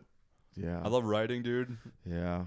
Especially because I think, writing about cancer, I think that kind of takes some of the power away from it. So I think that's helped with my anxiety too. For sure. Just writing dick jokes about, Yeah. Dick brain cancer jokes, dude. Brain cancer joke. Yeah. Fuck yeah, dude. No, I feel exactly the same about writing. I do like when a silly thought just enters your head and you're like, oh, I can make a silly joke about a bottle cap or something. That's fun. But a lot of times, if something's really bothering me, it really fucks with me. Yeah. The great thing about having stand-up now is well, okay, write about it then, because that's a bit something that makes you really angry or really gets under your skin. And you're like, why is that getting under my skin? What the fuck is it about this thing that's really annoying me? And then, because I don't know, I feel like if you have some emotion behind what you're talking about, it has a better chance of working. And it connects. You connect more. Yeah. You get that secondary emotion, which is that connection with the audience, which is right. Yeah. What I think differentiates people. And it's fun to test out if you're the only one who's had this crazy thought, or if maybe yeah. It's fucked up, but yeah, I kind of have that thought. Yeah. But I had always been kind of joking about it. Every time I'd post about it on Instagram, I've actually used the hashtag tumor humor back in 2016. Yeah. And it's the screw loose. That's pretty funny. Yeah. You literally have a screw loose. Yeah. I didn't even know that was a thing, dude. Jesus Christ. I had no idea. I Googled it. Apparently, so it's not uncommon. Right. for the screw to. It's not common, but it's also not uncommon. Okay. If that makes any sense. Yeah. Which yeah. Yeah. It's like a flat tire or something. Yeah, exactly. Yeah. It happens every once in a while. But I'd always been making fun of it, and I was like, what if I just do this on stage? Yeah. And it's like, for sure. there's not, no one's really doing cancer jokes. Right. I kind of have a monopoly on it. Yeah. So. Yeah. Dude. Okay. Dude, that's awesome. So you're sales at Pepsi. Mm-hmm. How do you like sales? It's a job. Yeah. Yeah. I think everyone needs sales. I think you're always selling yourself. Me too. Yeah. Especially, stand-up comedy. That's literally all it is. Dude, You're just selling yourself. Mm-hmm. Yeah. I like sales too. I didn't want to do it really, but I chose to do it because like it was like the cool job at my company and everybody like seemed to want to do it. So I was like, oh, I'll just do that because that's what the cool people do. But yeah, sales and stand-up I feel are pretty similar. Like, do you have to cold call people? No, I have like a list of accounts that I go see, but okay. Shit, yeah. Okay. Do you? Well, now I'm a pricing manager, but I sold for like 7 years and it was a mix. So we had a list of accounts we'd go to. Okay. Like hospitals. Mm-hmm. So yeah, that's why I love hearing about the board stuff because it's kind of cool, but they would be using your equipment. So like I sold drills for a while. So like you'd go to a hospital and they'd be using your equipment in surgery. So you'd just be like, you'd check in, change into their scrubs. You'd wear all the OR protocol stuff, and then you'd check on maybe a couple of surgeons. How's everything going? And they'd usually be like, "Fine. Why the fuck are you here? Like, we don't need you Get here." the fuck out of my OR. But it'd be like, yeah, exactly. I've gotten kicked out of a hospital before. Yeah, I could tell that story. I don't care. But yeah, that you'd go around and then you check on the sterile process. You want to hear that story? Yeah. So, oh gosh, you're like, I'm gonna tell this. I could tell the story, then you just didn't. No, I will. I know. You okay? Well, I sometimes I don't know how relevant medical device sales rep stories are to people. But well, I mean, I have some medical. Yeah, you do. I know some of the jargon. Yeah, you've been in the hospital plenty before. So, I sold drills for orthopedic surgery. So, we are. Probably we're like the Pepsi of so Stryker is the Pepsi of drills. Like they use our stuff. So the stress wasn't always like, are they going to keep using our stuff, but are they going to upgrade and buy new stuff by the time I need them to buy it because I need to hit this 12-month quota, and that's the stress of the job is you got this gap in your number and you got to find a way. And you're like, all right, this guy bought in January, so I can't hit him up. But this guy bought last July, so maybe he needs. Yeah, and our drills have like a capital life cycle. They'll last 4 to they last too long. Yeah, I mean some hospitals like to hold on to their stuff a long time, so you gotta like educate them on why it's important to keep your equipment maintained fresh. So anyway, my plan was to upgrade this hospital by the end of the year, and we had talked about it and budgeted for it, and I was like, okay, this should happen. But then the OR director at this facility wouldn't meet with me anymore. She wouldn't talk to me, and she sat in like this separate office in the hospital somewhere. But I did have access to the ORs, and I did have a relationship with one of these surgeons. So, oh gosh, I don't know if I should tell this story. I mean, okay, so I'm working with this doctor. And I showed him one of our new saws. And this was like a high technology saw that has this cartridge in it that oscillates at the tip instead of the normal. Oscillates at the tip, dude. That's oscillating tip saw. This is badass. It's a badass saw. That sounds sexual, dude. I know. Yeah. If my dick could oscillate at the tip, that would be a game changer. Maybe I'd have a girlfriend if I could make how would that work, dude? Maybe I could have the tip of my dick oscillate. Yeah. But the normal blades oscillate in a plane like this, like the whole blade moves, and this one only the edge of it. So you could cut real precisely. So this doctor really liked this saw. So I had my loaner saw in there, and I was a couple of saws, and I would turn them over with the sterile processing department, and I would have them ready for them. But there's a law that says you can't allow free equipment in there past a certain date. Oh shit! It's like inducement or whatever. So I told Dr. McGuire, I said, listen, like I offered to give them these free saws these saws or like give a special discount if they could get the deal done with the other equipment. But the OR director's not talking to me. So I was like, Dr. McGuire, I don't know like what to tell you, but like I can't keep this equipment in here unless, you know, we work on this deal. But I don't know. I haven't talked to this person, this director. And he was like, well, I could just talk to the CEO of the hospital. I know him. So the surgeon went over her head and went to the CEO. Oh shit. Yeah. And I was like, I don't know. This is never the right way to sell, by the way. Yeah. You shouldn't do this. You should maintain relationships. Yeah. And this was my rookie year. Made a mistake. Okay. Well, it's also the surgeon just kind of being an asshole and like. Well, the surgeon did it. I mean, the right surgeon will fight for his stuff and, you know, and be like, I need to get what I need. Like, what's going on here? So I didn't know what happened after this point, but then all of a sudden I get a call from the OR director who wasn't meeting with me before, and it was a conference call, and it was on speaker with all the other nurse managers in the hospital, and she's like, David, we know what you did. We know you went to Dr. So-and-so and talked to him about your drills, and that's not how we do things here. That's extremely unprofessional and not appropriate. Everybody here has been told that you're no longer welcome at this facility. If you continue to show up, oh my God, dude. If you continue to show up, we'll communicate this message out to the rest of the hospital system, because there's multiple facilities in the system. And this was my rookie year, and I said, I'm so sorry. Like, I didn't know. I just hadn't heard back, and blah blah blah. And I'm pretty sure I was like, dude, I was such a little puppy dog. I was like, oh, I'm sorry. Yeah. I didn't cry, but yeah. So I got kicked out, and I thought I was fucked. Like, that was my rookie year. I was like, if I don't hit quota, you know, I might not be employed here anymore. Or, like, I moved to, you know, Where'd you move from? This was in Atlanta. Moved from Michigan. Okay. So yeah, but I like put all my eggs in this basket of like becoming a successful sales rep, and I was like, the stress of it, like, you know, you're not. I was a nice guy, but like you do things. It's also, nice guys are typically not good at sales. Yeah.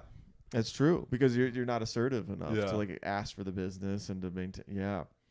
So anyway, I called my boss, and I was like, dude, like, damn, you might get a call. I thought maybe he'd fire me over this, because I was like, I can't go to one of my accounts and stuff. But he was the coolest guy about it. He's like, dude, I understand, man. You made a decision to like talk to the surgeon, and it didn't go the way you wanted, but we got to try things. You know, we got to try ways to be creative and sell. He's like, I got your back 100%. Like, don't worry about it. Don't worry about it. Yeah. Dude, shout out to my boss at that time. Holy shit. But, and it all worked out. I ended up finding the orders from somewhere else, found a way to hit quota. And then that OR director resigned. And then the new OR director was a person in the facility that really liked me. And she called me and she said, David, listen, we need you to help us with our equipment.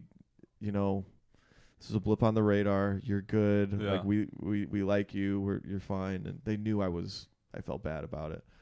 And then we had a great relationship, and she helped buy things from Stryker that she needed. Stryker, God, I don't know if I should say it.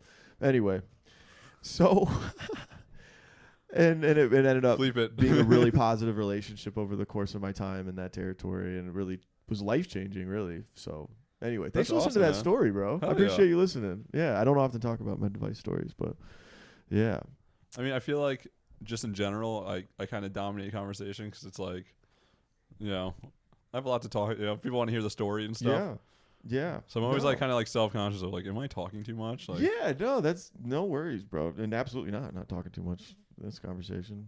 But yeah, healthcare's pretty fascinating. There's something you said in the story too about like that I think is important for people, is like getting second opinions.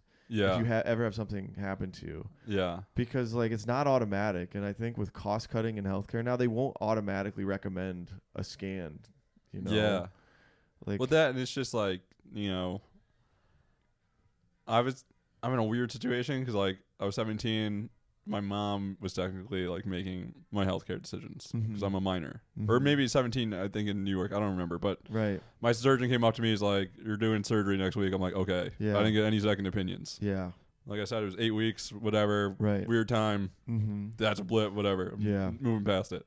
After the second one, I was like, "Shit." You know, this may kind of be here to stay. Like,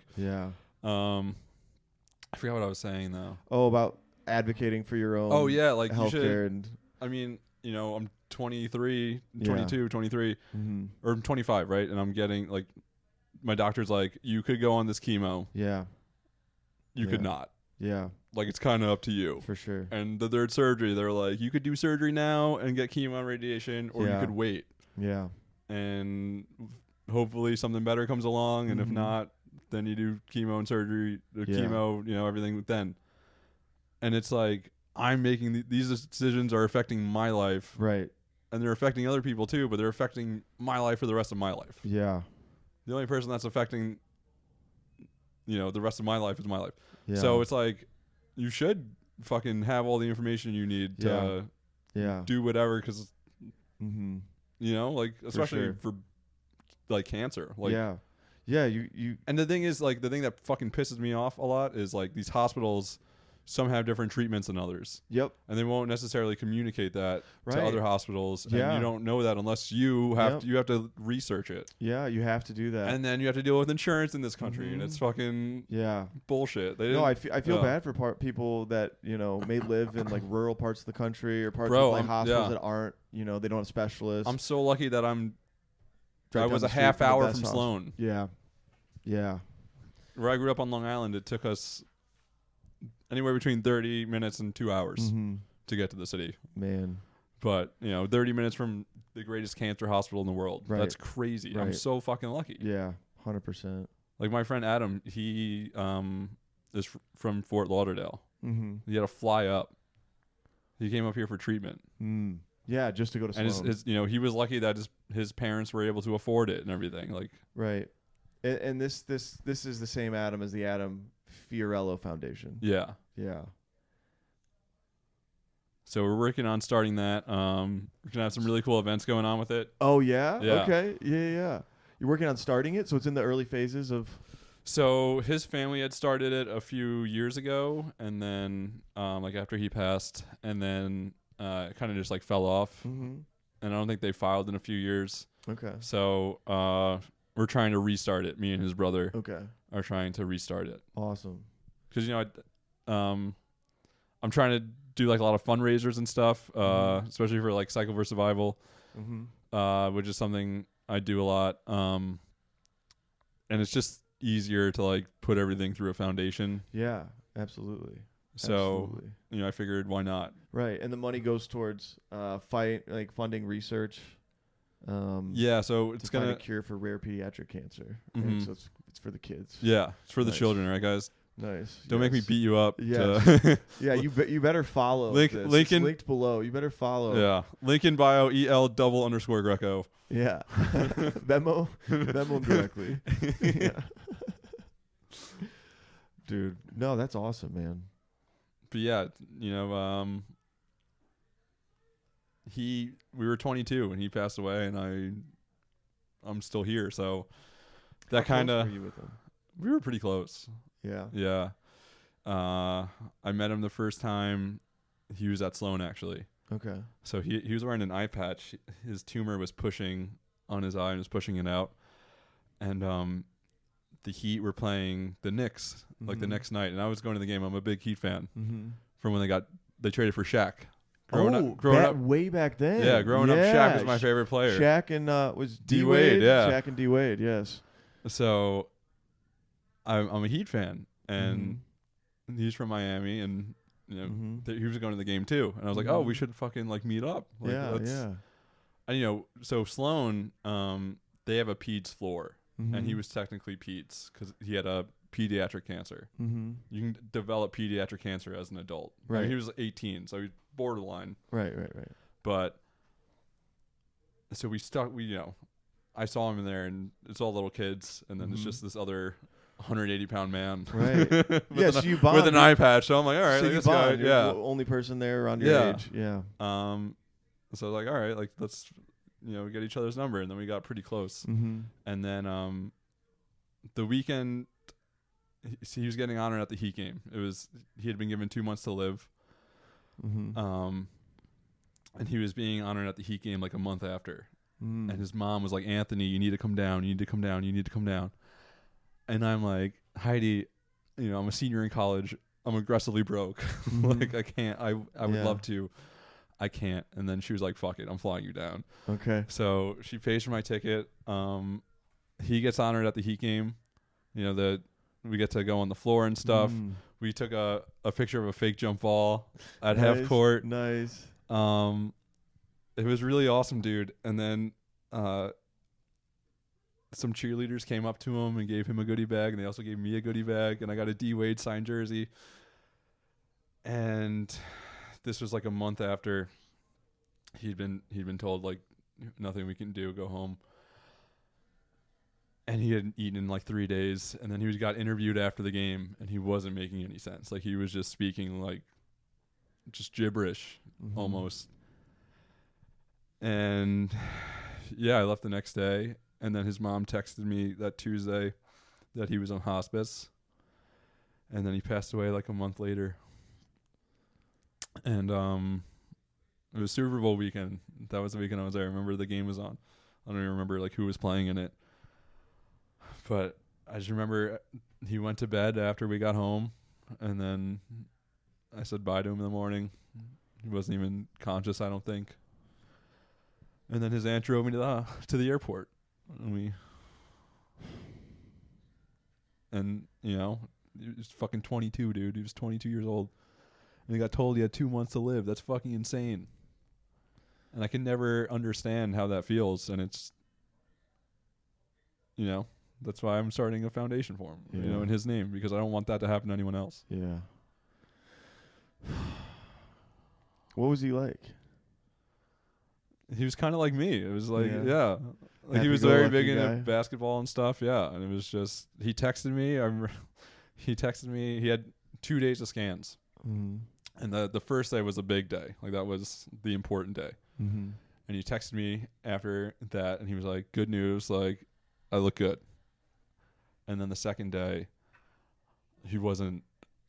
I kept texting him. He wasn't answering. I was like, "Oh, this is not good." And he had a rhabdomyosarcoma, so like soft tissue, like, and it got into the lining of his brain, and that was.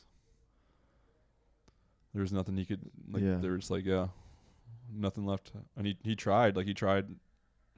Me and my mom sent him down some like treatment that I won't get into. Yeah. I don't know the legality of it, but you know, and he was just, and then after that he came, he wasn't eating. He would, you know, it was tough to see, you know, because he was my age. Like, he had something that I don't have what he had necessarily, but, and that's like shit, dude. Like this, the whole time thing. Like I died at 22. Like, I'm living like this is all extra time. It's all. That's gravy. How you gotta live. Like, is that how you feel about your life? Kinda, dude. Yeah. Like you're in overtime. Yeah. Like, this is a free play. Playing with house money. Yeah. Like just do what you want to do. Like do what makes you happy. Like I don't. My credit's good, but like I didn't get put on this earth to have a good credit score. You know what I mean? Like what a powerful lesson.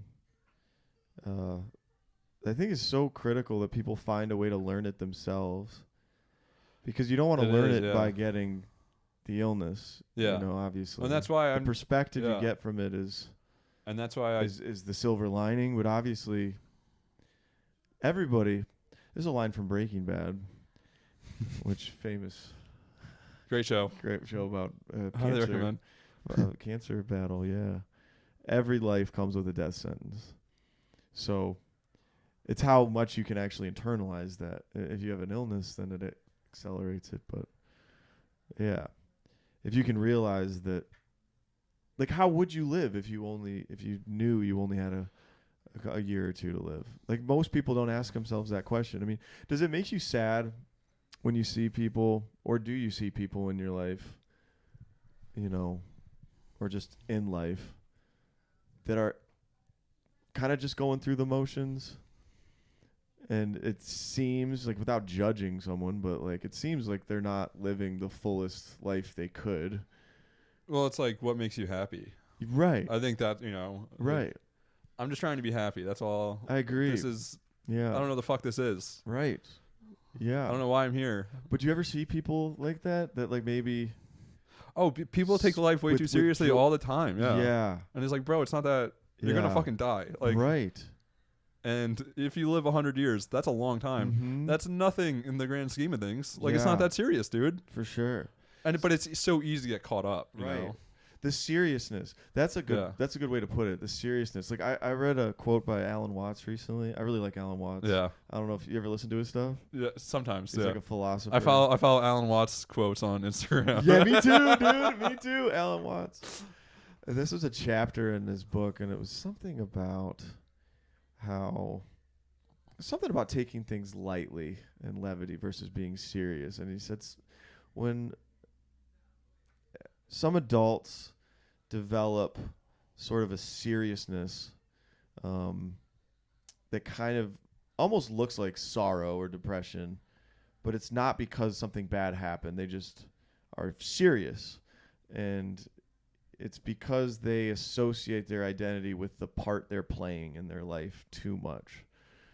Like, for example, I'm a businessman. I'm going to be a businessman, and that's who I am, and I have to be a businessman. I do business. I do business.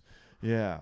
But then you're afraid to lose that thing, and you're just fixated on that, and you don't have that playfulness, that almost childlike levity about how you are, and how it's important to maintain that. And it kind of feels like you get that, when you've gone through something that you've gone through. Like the perspective of, Well, because it's like the cliche is like, oh, you don't start living until you have one life, like whatever I don't remember the cliche. So I guess it's really not a cliche, but you know what I mean, right? Mm-hmm. Like that saying, and it's like, I think that is true, but like it doesn't. I don't think it has to be true. You know what I mean? I think you can learn it kind of through something else other than going through a really bad experience and like a lot of trauma. And I don't think you need to necessarily do that, but it helps. It helps in a weird way, I guess. Yeah.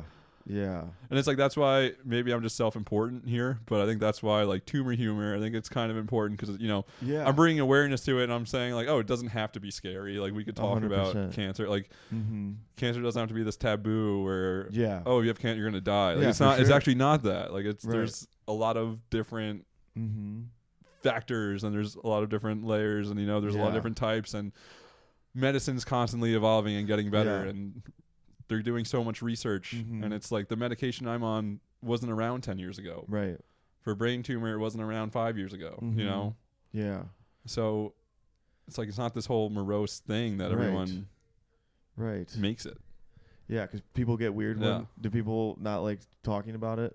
Dude, so like when I was doing tumor humor, like it was hard to like get that to be like, okay, I had cancer, but it's okay, we're joking about it. Like this is and it brings a lot of emotions, and I learned even learn the word things. cancer makes people be like, whoa. And I would be like, oh, does anyone else in here have cancer? Like, and then someone was like, yeah, and I'm like, shit, I can't say that anymore, because then it just brought the whole room down, and it killed everything. And it's like, well, fuck, dude. And then someone was like, oh, my son, I don't have cancer. But somebody had it in the crowd. Or like someone was like, oh, my son does. Like, I don't have it, but my son does. And I'm like, well, is your son here, lady? Like, but it's like, you can't, I also want to be respectful, right? And it's like, I know she's going through like this traumatic thing, and it's like, I can't even imagine what she's going through. And it's like, fuck, dude. Yeah. Like, this sucks. Like, you guys getting too uptight? What, do you have cancer? Yes. Oh, fuck. Yeah. Sorry. It's like, well, no, my son does. He's not here. Oh my gosh! I don't think I said that, but I'm like, dude, that'd like, be funny if you did. This is my turn. Shut up. Fuck your son. No. This is actually my time. We're talking about me up here, okay? Oh man. But no, and then I stopped doing that, and I was like, I had like a brain cancer joke, and someone in the crowd like had brain cancer, and she was like, dude, that's bad luck. She was like 25, dude, and this was, oh no, this was at my show, and I'm like, God damn it. And I just I became sad, and I'm like, well, now I don't even want to fucking do this anymore. Like, I just want to go, shit, die in a hole. I don't know. Those are the best. Those are the best stories, man. Yeah, bombs are always fun to hear. But it's It's so good though. Yeah. No, that's cool. That's awesome. Because now I bet you can treat your life like, okay, you kind of like, do you feel like you can hold it with an open hand? Like, this is just a job's just a job, right? Like, Well, it's like everything is temporary. yeah, yeah, Like nothing, like people talk about forever, and it's like, no, this is all. yeah, I don't know what happens next. I don't know what happened before. yeah. All I know is what's happening right now. Great. Yes. I'm here. Yeah. I woke up today. That's all I could ask for. Yeah. Like, This is a good segue into my next. Do you believe in God? um, No judgment. not necessarily. I don't not believe in God. I'm a devout Christian. Are you? Just kidding. I don't. Yeah, I was gonna say I did not get that vibe. I mean, I don't. I'm just kidding. I am very. I don't know. Yeah, I don't know. I think I'm probably. I like to similar you, think but God's real, but do I know that for sure? No, and I don't think anyone does, and I don't think that's an issue. I mean, Yeah. It's like yes. it's like how would you live differently if God was real? No. Yeah.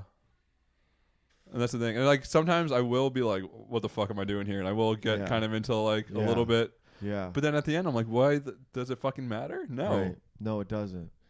It does. I would not change how I live if I knew there was a heaven or hell. I would not change how I live if I knew none of that existed. Yeah. I would not change how I live if I knew just Yeah. we went into like another life. I don't, Mm-hmm. For I'm sure. living how I want to live. Yeah. And it makes me happy. And you And have I'm a not peace about that. impeding anyone else's happiness. And Right. Right. yeah. Dude. And I'm doing what I want. Fucking great. Dude, it's great. No, I love meeting people that are free in that way. Yeah. Because I think it's true. You're not free if you.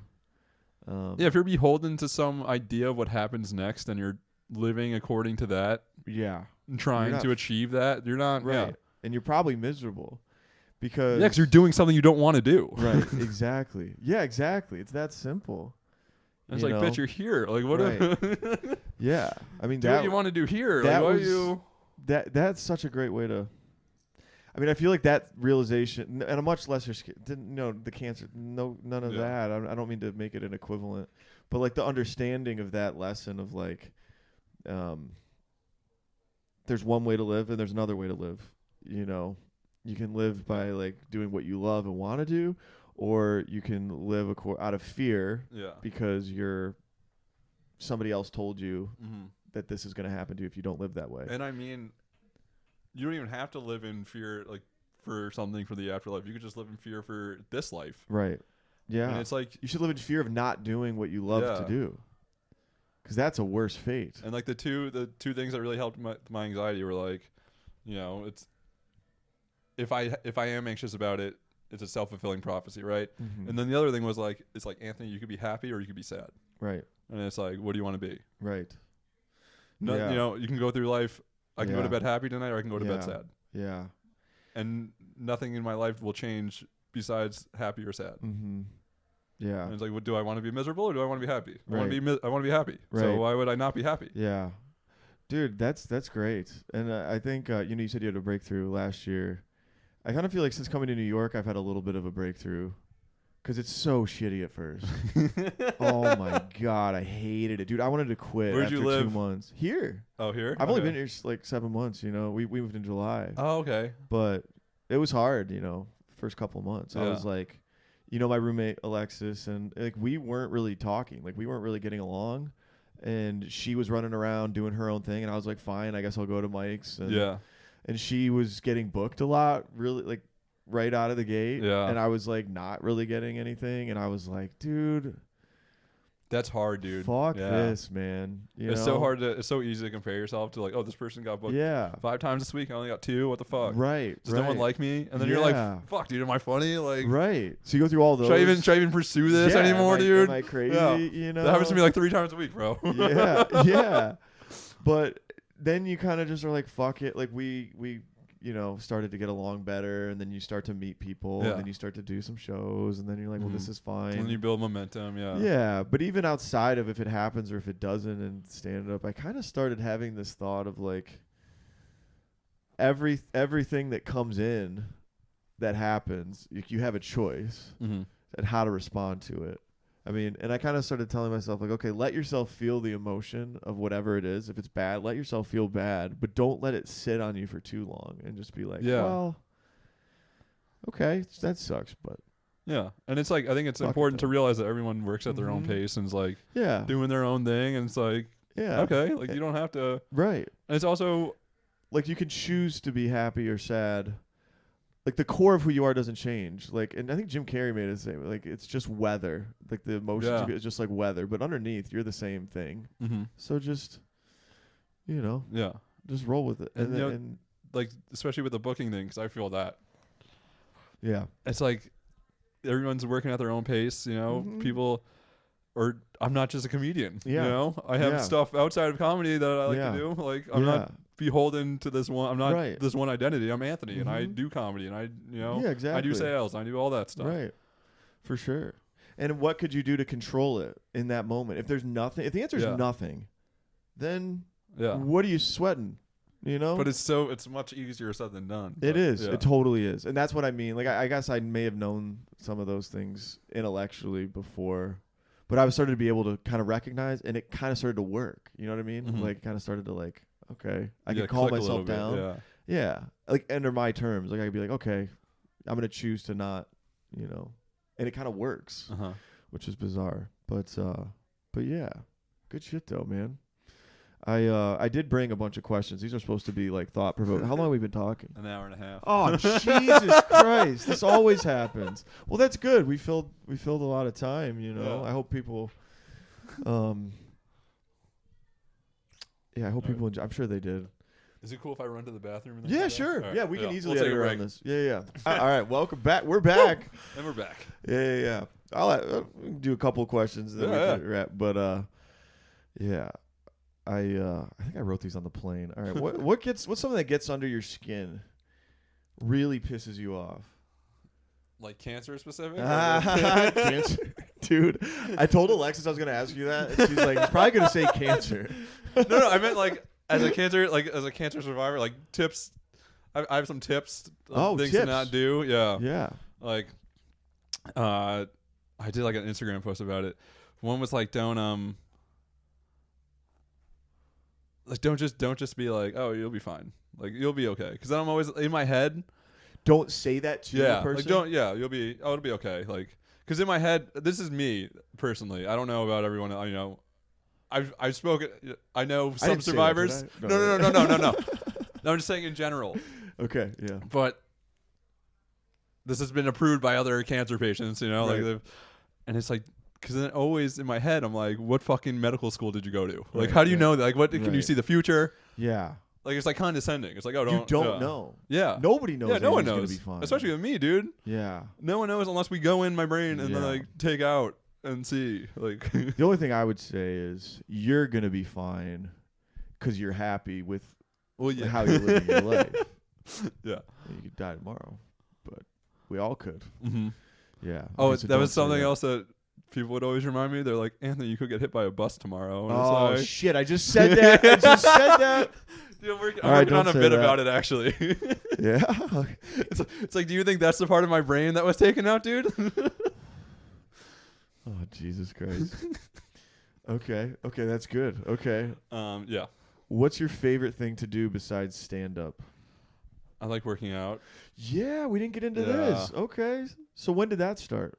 It started my sophomore year of high school. Okay. I tried it for the basketball team, and I had really bad asthma. Mm-hmm.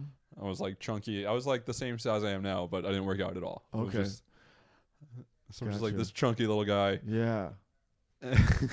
And yeah, I was like, I need to like. So you became like a gym rat, like you just started. So I started. Hard. I joined like track. Mm-hmm. I wanted to get in shape.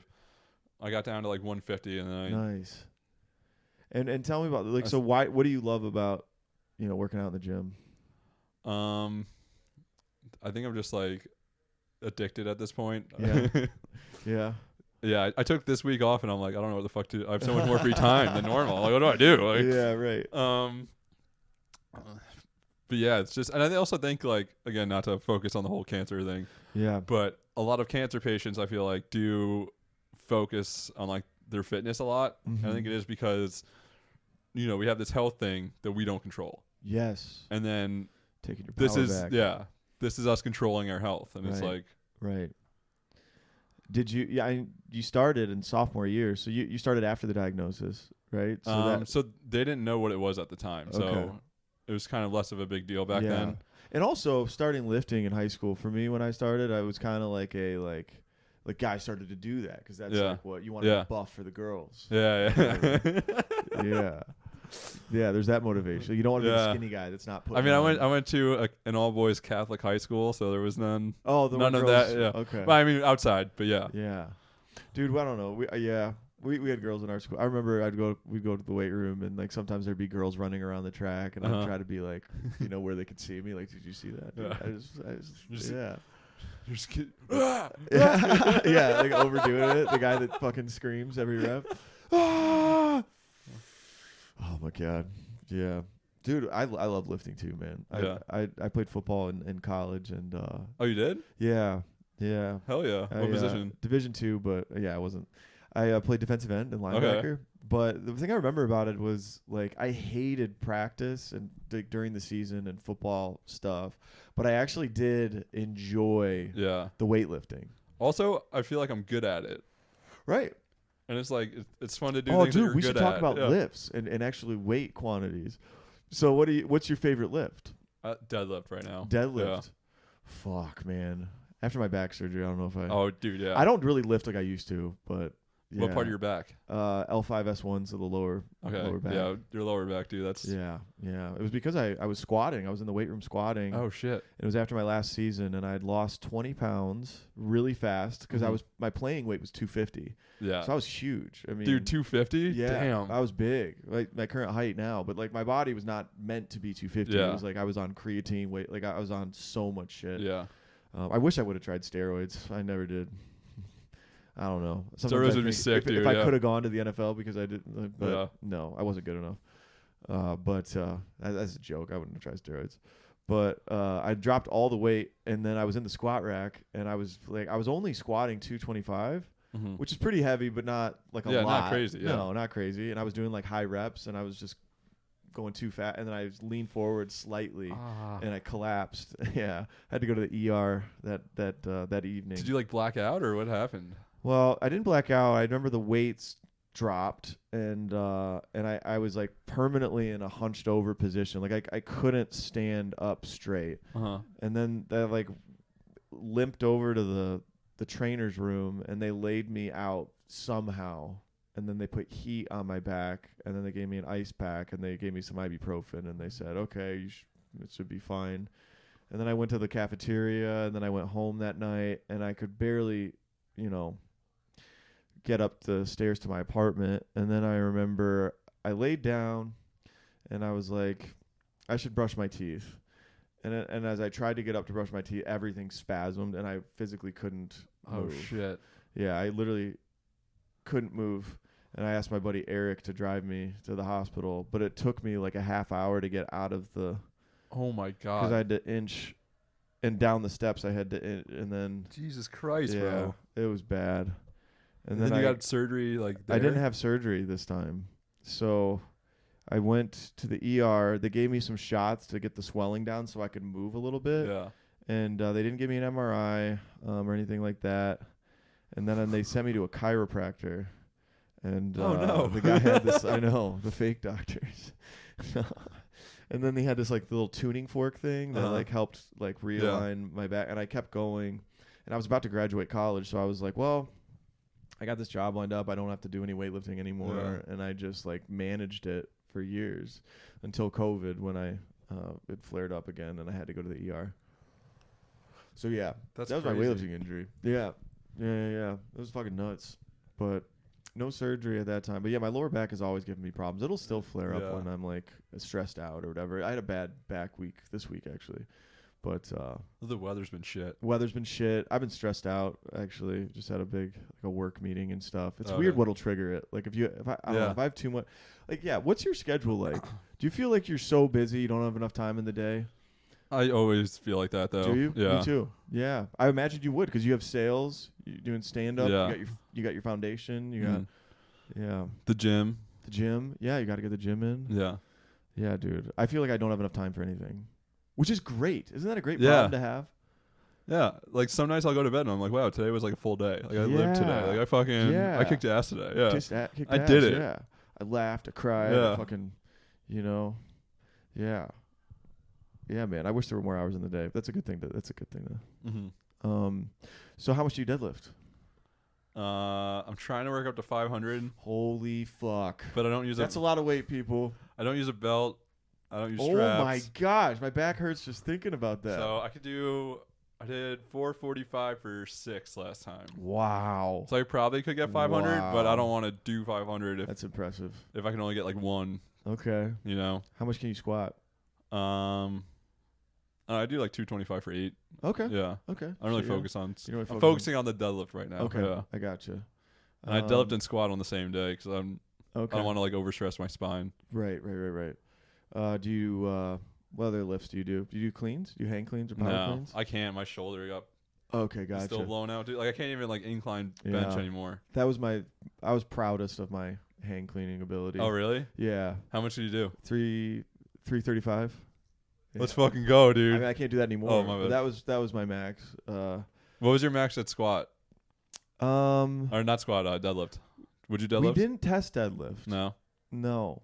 What was your max squat? My max squat was we would do calculated. Okay. Because they didn't want you to do your 1 rep max because it was yeah. dangerous. So they would do your 4 rep max. So, and then they would like add whatever weight based on how There's many a you chart could do with thing, 4. Yeah. So my max, I think I did like 450 4 times. Holy so shit, dude. Yeah. So they calculated it to be over 5. Yeah. And that was my best. That was one of the best on the team that year. I was pretty proud of that. Fuck yeah, dude. Yeah. I wasn't very fast though. What was your bench? My bench was weak. 330, I think. Okay. But that's relatively weak if you're doing, that much on a hang clean. I could do 225 for like probably 12. Wow. Yeah, see, I bet your Yeah. bench would be more than mine. I bet you'd be in the we would do 1 rep max for bench, so. Okay. Yeah. But I don't know, I don't really go above 220. There's no point. Yeah. Oh yeah. As an adult, yeah. Yeah. And I superset. Okay. Hell so yeah. I'll do 225 and then I'll do rows.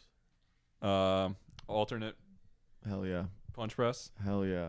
I'll take like 80s and just throw Dude, those we should around. live together. We should. I'd be so weak now. It's been a minute, but I wonder if that comes back at all. The muscle memory. Yeah, it does. It does.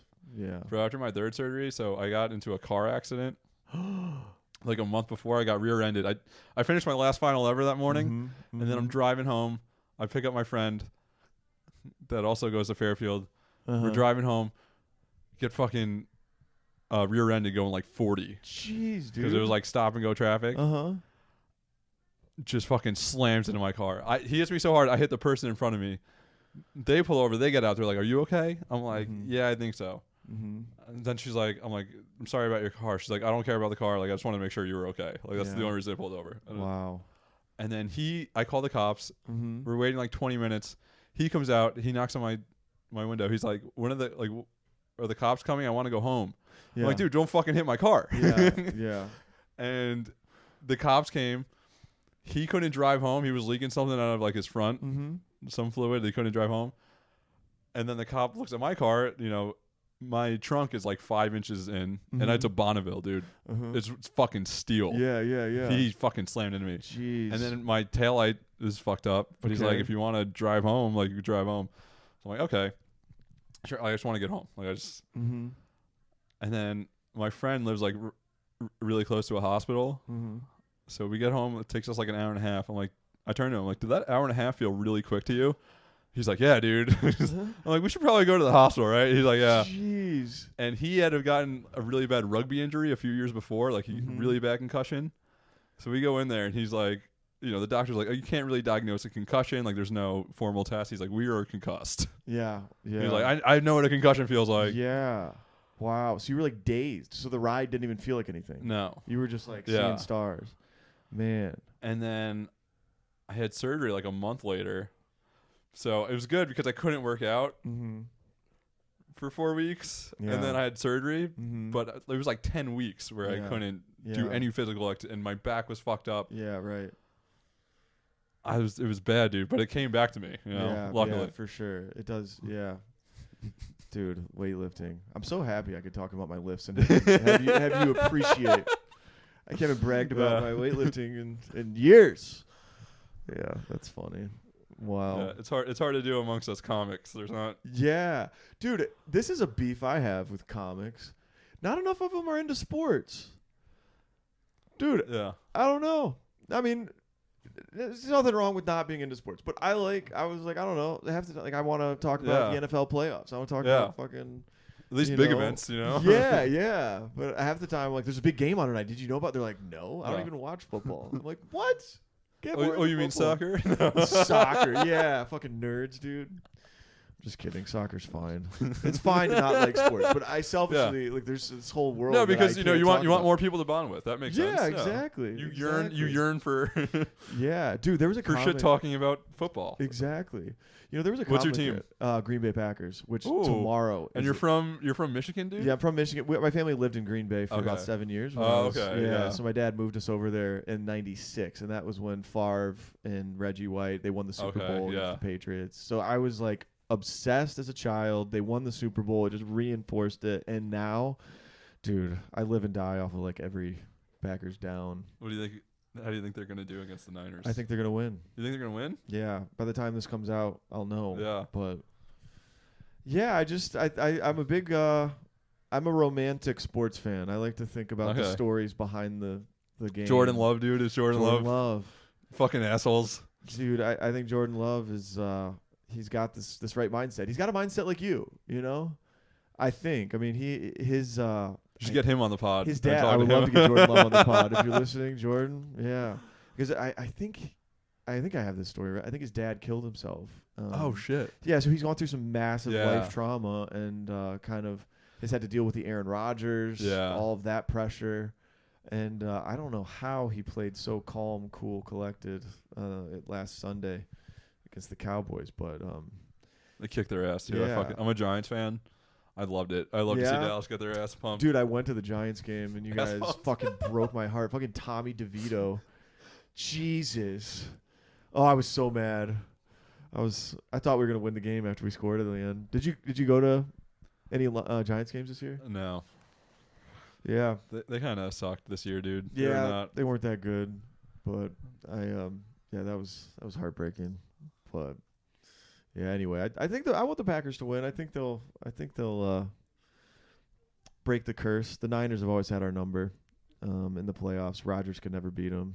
So maybe Jordan Love can. Yeah. I don't know. I even think about like his dude. name, Yeah. Love. Like he's playing with a lot of love, and like it's like faded, dude. It's faded. This underdog team, they believe in each other. You see them in the locker room afterwards. They're all fired up, going to battle with each other. You think they're ready, or you think a few more years? I think they're ready this year. They're ready now? Oh, yeah. You think it's Jordan Love's league for the next 20 years? You never know when you're going to get back to this point, the divisional round of the playoffs. So, I don't know. I mean, it's possible. I think the Niners they're a very good team, so they could win. But, yeah, man. And that was sports talk. That was sports talk. All right. I'll have another... what's something you like but you feel embarrassed admitting to people? I don't really know, dude. I think I'm pretty open. I just don't care. Yeah. I don't really get embarrassed. That's good. That's really good. There's nothing that you like that's like maybe conventionally a guy wouldn't look you into like Beanie Babies or Miley Cyrus. I'm into Miley Cyrus and Beanie Babies. Is that why you asked this question? Did you just want us? I just want to talk about Miley Cyrus. Yeah. Okay, so what? Follow up? Do you like Beanie Babies? So what draws you into Beanie Babies so much? I'm just kidding. I don't like. My little brother likes Beanie Babies, but yeah, they're supposed to be the thing. Yeah. Is there anything that you like that? I mean, I guess Pokemon. But Pokemon, shit, yeah. I don't think that's like too controversial. No, Pokemon. I think that's cool. Yeah. I like Yu-Gi-Oh. I used to play a lot of Yu-Gi-Oh. Yu-Gi-Oh. That's the shit. Yeah. Apparently, Dean David plays Yu-Gi-Oh. Oh, really? Yeah, he was telling me. I was like, "What'd you do?" He's like, "I played Yu-Gi-Oh." I was like, "Oh, fuck yeah." I don't know. I haven't played Yu-Gi-Oh in a long time, dude. Me and my brother used to have fucking. Yeah. We had the fucking things, dude. Yeah.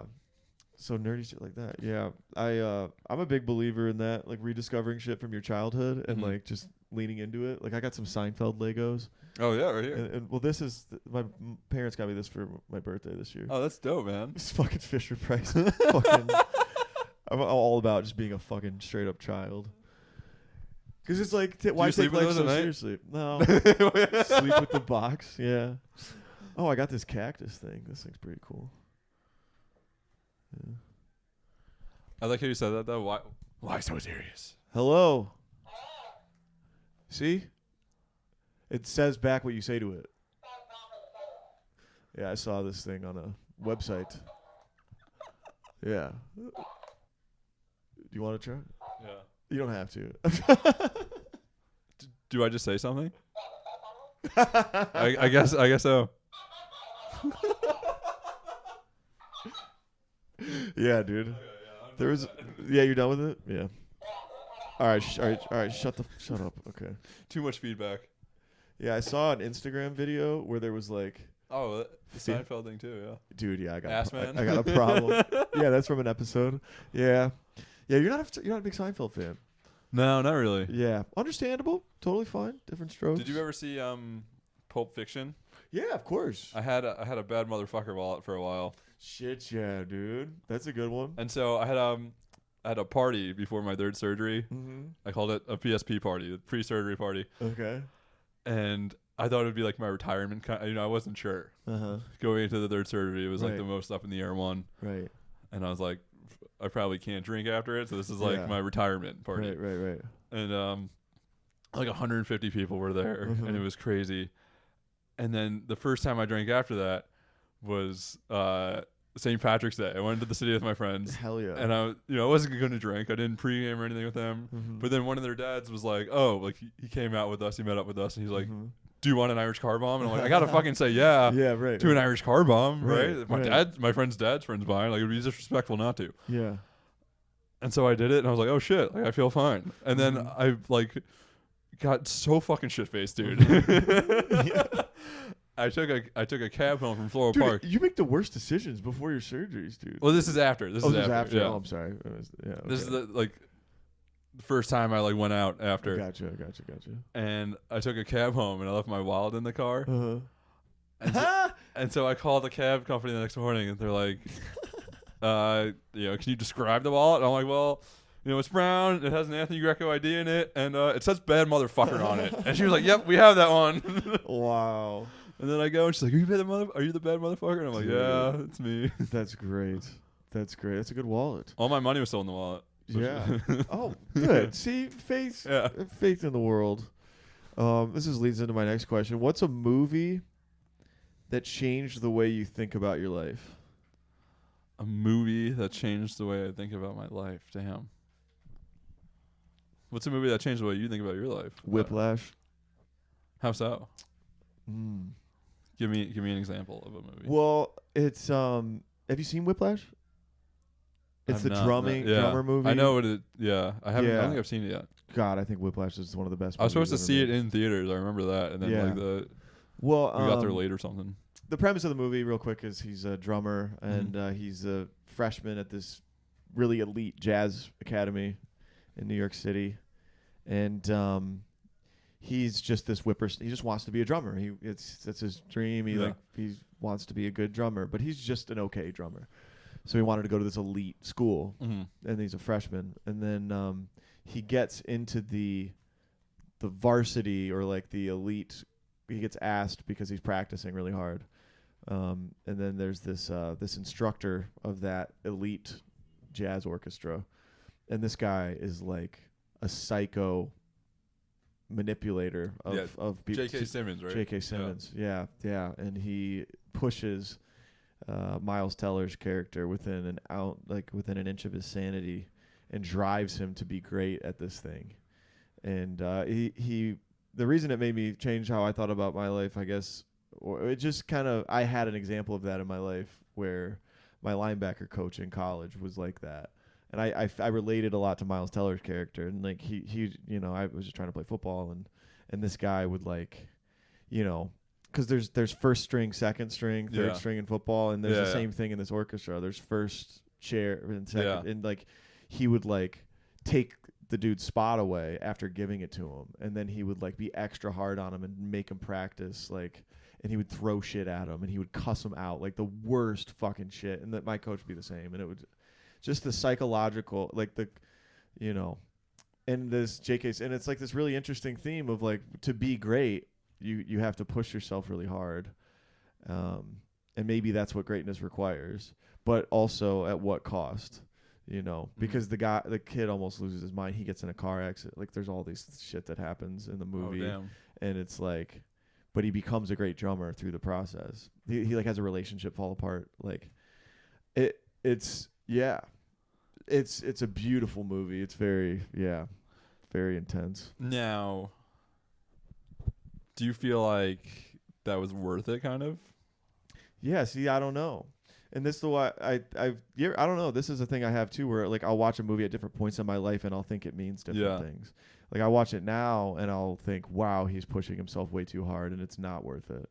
Because he has this beautiful girlfriend in his life, and he's like, at one point he breaks up with her because he says, I need to focus on my drumming, like our relationship. I just think it's gonna like get in the way, and and then you're gonna start resenting me, and then we're gonna fight, and then we're gonna break up. So I think we should just end things now.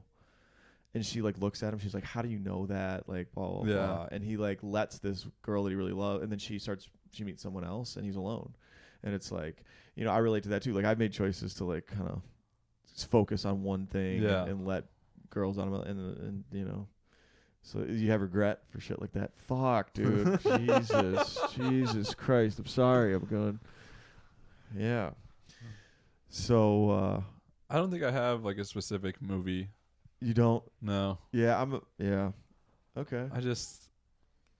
What's your favorite movie of all time? Favorite movie? I love Hot Rod. Hot Rod. Hot Rod's dope, dude. Yeah, dude. Hot Rod's the shit. Yeah. My name's Todd. I like to party. What are the three guys? I forget their names. Hot Rod, dude. That is a good movie. Yeah. I like that scene where he's describing the tattoo of the guy urinating. Oh, yeah. And it's peeing on... He's some sexual... he's discharge he's that. peeing on, I like to think that his stream forked because he had just had a positive sexual experience, and part of semen was occluding the stream. The fact that they wrote that, oh god, it's so fucking funny. Oh my god, Jorma Tacoma, dude. Have you seen MacGruber? I haven't. No, dude, you gotta see MacGruber. It's written by the same guys. Okay. And it's got God, what's his name? Lonely Island is so funny, dude. Lonely Island. Yeah. Some bad. You ever see Pop Star Never Stop Popping? Andy Samberg. Maybe. Superstar I've seen with Molly Shannon. That's an old one with Will Forte. She's the one that she smells her armpits. Okay. SNL movie. You ever see what was it? It was on HBO. It was about that like really long tennis game. It was with Andy Samberg and Kit Harington. No, I haven't. I know what it is. That's just a funny concept. Yeah. The tennis game will not end. Oh man, fucking tennis. Yeah, I don't think there's no like specific movie. It's just okay. My life's kind of been dog shit. No, I'm kidding. Yeah. Rate your happiness level 1 to 10. This is a question that you ask everyone? No, I just wrote these today. Okay. I don't know. I'd say like an 8. I don't really want for much. Hell yeah. What would make it a 10? I don't think I blowjob right now? think I want a 10, dude.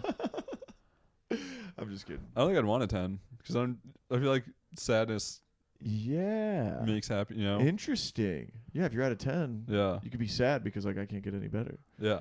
But it's just like I think you're supposed to have emotions. I think that's healthy. Sure. And it's like don't dwell on them, but I think experience them, like you feel them. Yeah.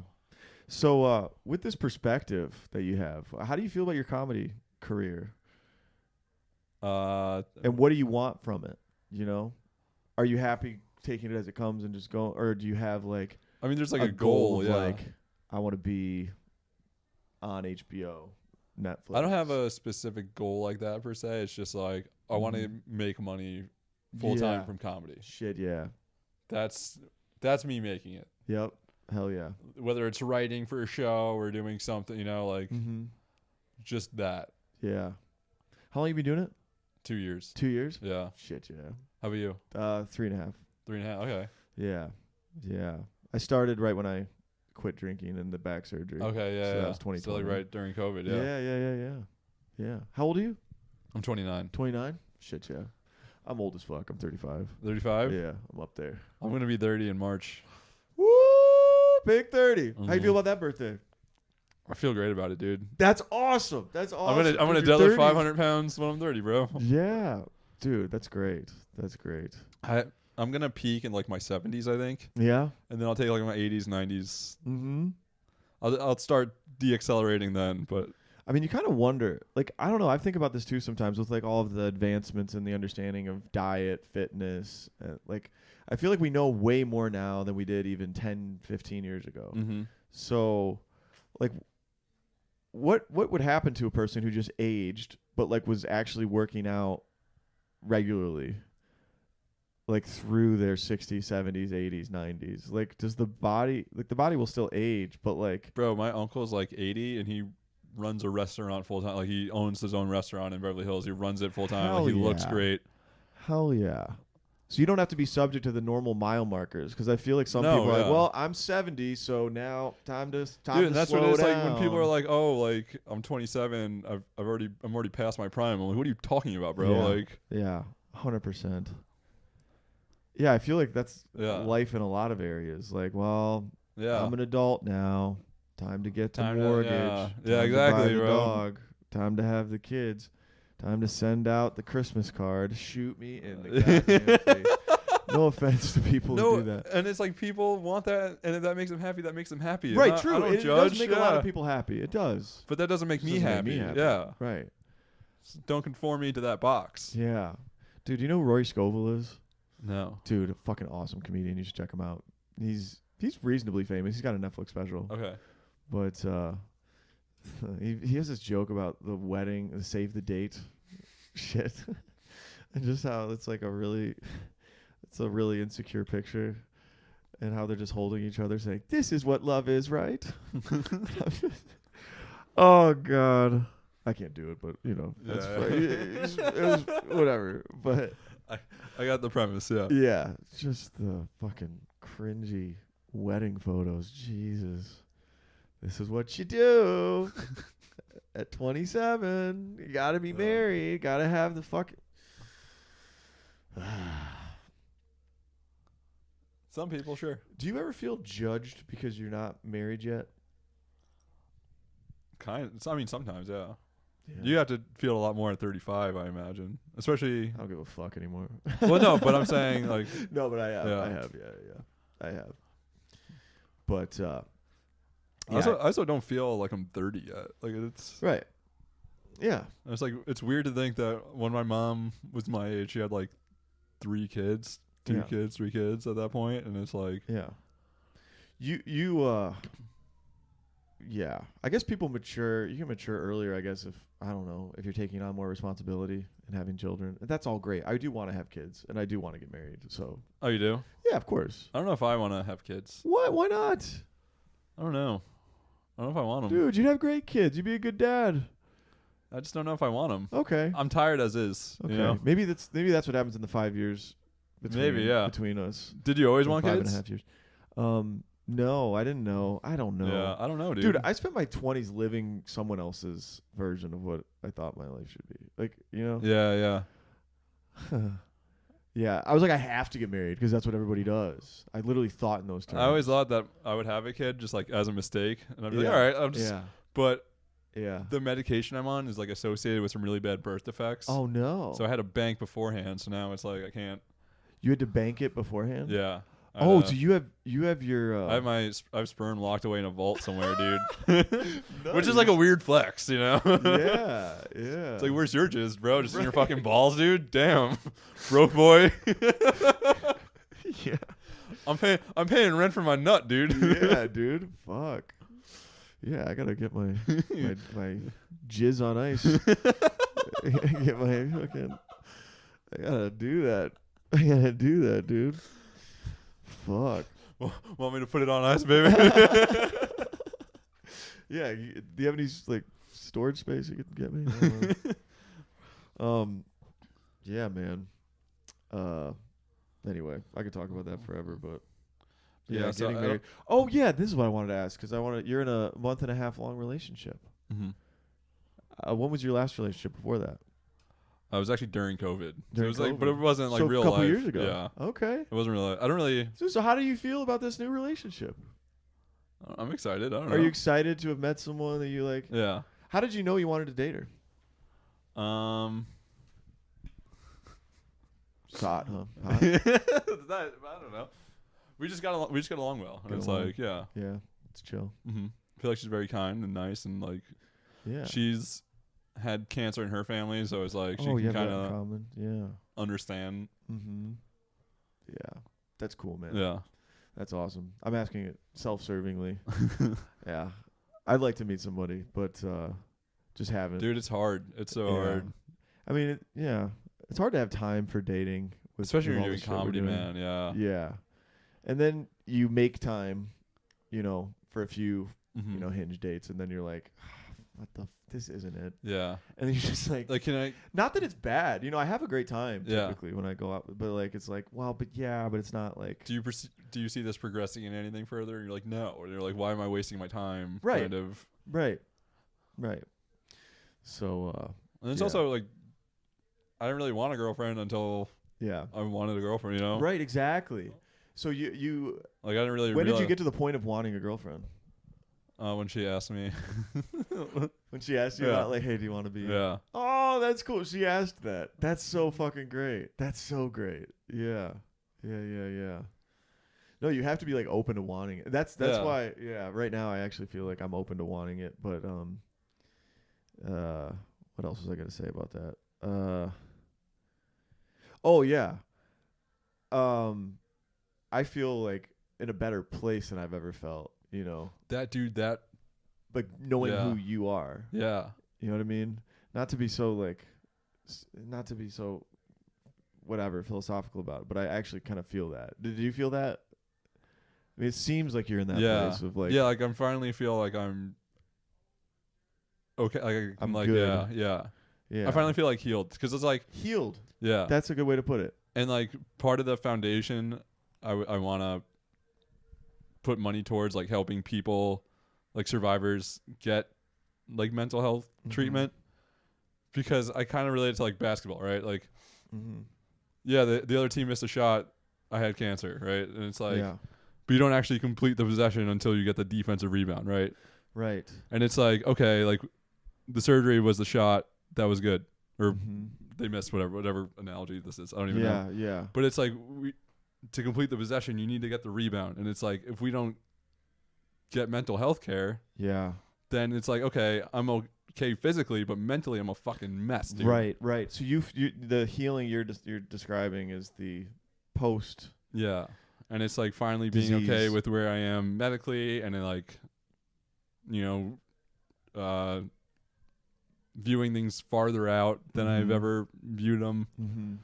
And it's that, I think that part like kind of makes you ready, like I don't think I was ready before. for the relationship. Yeah. Yeah. 100%. And if even like when I was dating the girl during COVID, like that wasn't real life, you know what I mean? Like Yeah. that wasn't 100%. And it's like I don't think I was even healthy then. It's Right. like, Right. Like psychologically too. yeah. Yeah. Because I was living in 3 months like Right. time frames, and you can't Right. live life like that. Like Absolutely. Sorry, I got. No, you're good. You're good. I got a bad knee. Fuck. What happened Yeah, to that dude. squat? No, I totally relate to that. I mean, I past relationships, man. I was fucking chaos up here. Yeah. In terms of where you're at and like, yeah, and the women kind of reflect that back at you, like the relation, like you're not with the right person, drinking. Yeah. All the time, just like I guess this is fine. We just go out and drink. Yeah. What the fuck? This isn't a relationship. This is a fucking. Yeah. I We're don't just know. drinking buddies. Yeah, exactly. We drink, we hook up. That's it. Yeah. Yeah. So, dude, that's cool, man. That's awesome. You're in a new relationship. I'm excited for you. We can do one more question. Are we over 2 hours? Oh shit. Yeah, we're well over 2 hours. Yeah. Fuck it. Well, what's a life hack you've discovered that not everyone knows about? I think it's just like not everything's serious. Like, fucking chill out, dude.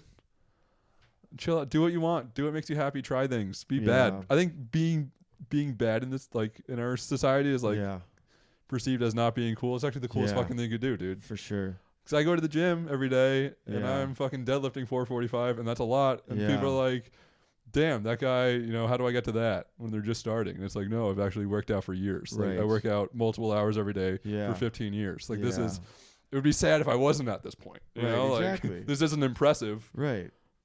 Yeah. Like, it's just a matter of just start. Be bad. Yeah. You can barely lift the bar. Okay, fine. Yeah, everyone starts somewhere. Right. Like, go do that thing. Don't. Yeah, that's a great lesson. Go try stand-up. It's literally stand-up. the least intimidating thing. You're thinking it's intimidating, and then you go to an open mic, and you're like, everyone here is fucking dog shit, dude. Mm-hmm. Yeah. And they don't care. Yeah. They're still going. Yeah. Yeah. So just stop being... Be bad. And also, no one's fucking paying attention to you. Yeah. No one cares what you're doing. No one... Just fucking do it, dude. Yeah. And the more you... Yeah. Be Just bad. The more chill you are, the better it'll go. And who gives a fuck anyway? Yeah, that's a good life hack.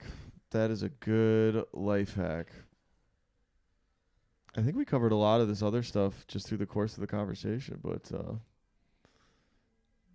biggest regret? What's your biggest regret? I mean, I don't know if I regret anything. No regrets. Because I've ended up right here. On this show. Talking to David. On this David Bakker. This show might be dying. I think 2 hours 15 minutes this in. might just be us talking. That's what we got out of this was us talking. But even that, dude, that's beautiful. It's beautiful. You know? Yeah, for sure. It's an experience. Yeah, 100%. 100%. Well, cool, man. Well, dude, this has been really fun. Thanks for doing it. Yeah. Do you have anything you want to shout out specifically? I mean, we talked about the comedy-wise. February 3rd, 6:30, St. Mark's. We're doing Thirst Trap Comedy. It's my co-producer Sarah's birthday show, so don't miss that. Hell yeah. And then Instagram is EL_Greco. That'll be right here. Okay, yeah. So yeah, follow that if you haven't. Follow that. Adam Fiorello Foundation coming soon, and thanks so much, everybody. This is fucking awesome, Dave. Awesome. Thanks for listening, guys. I do want to come to that show. Sarah's the shit. She actually came and did the show we're doing at Toodles in French. Yeah. And did that last week, I think. That was awesome. So yeah, good stuff. Follow him. Support the cancer stuff. Yeah, man. Sports comedy. All right, Humor. Thanks for listening. Thanks, guys. Bye. Once that deal is done. Once that deal is done. Ain't got no more boats to run. Once that deal is done. Ain't got no boats to run. Once that deal is done. Ain't got no more boats to run. Once that deal is done.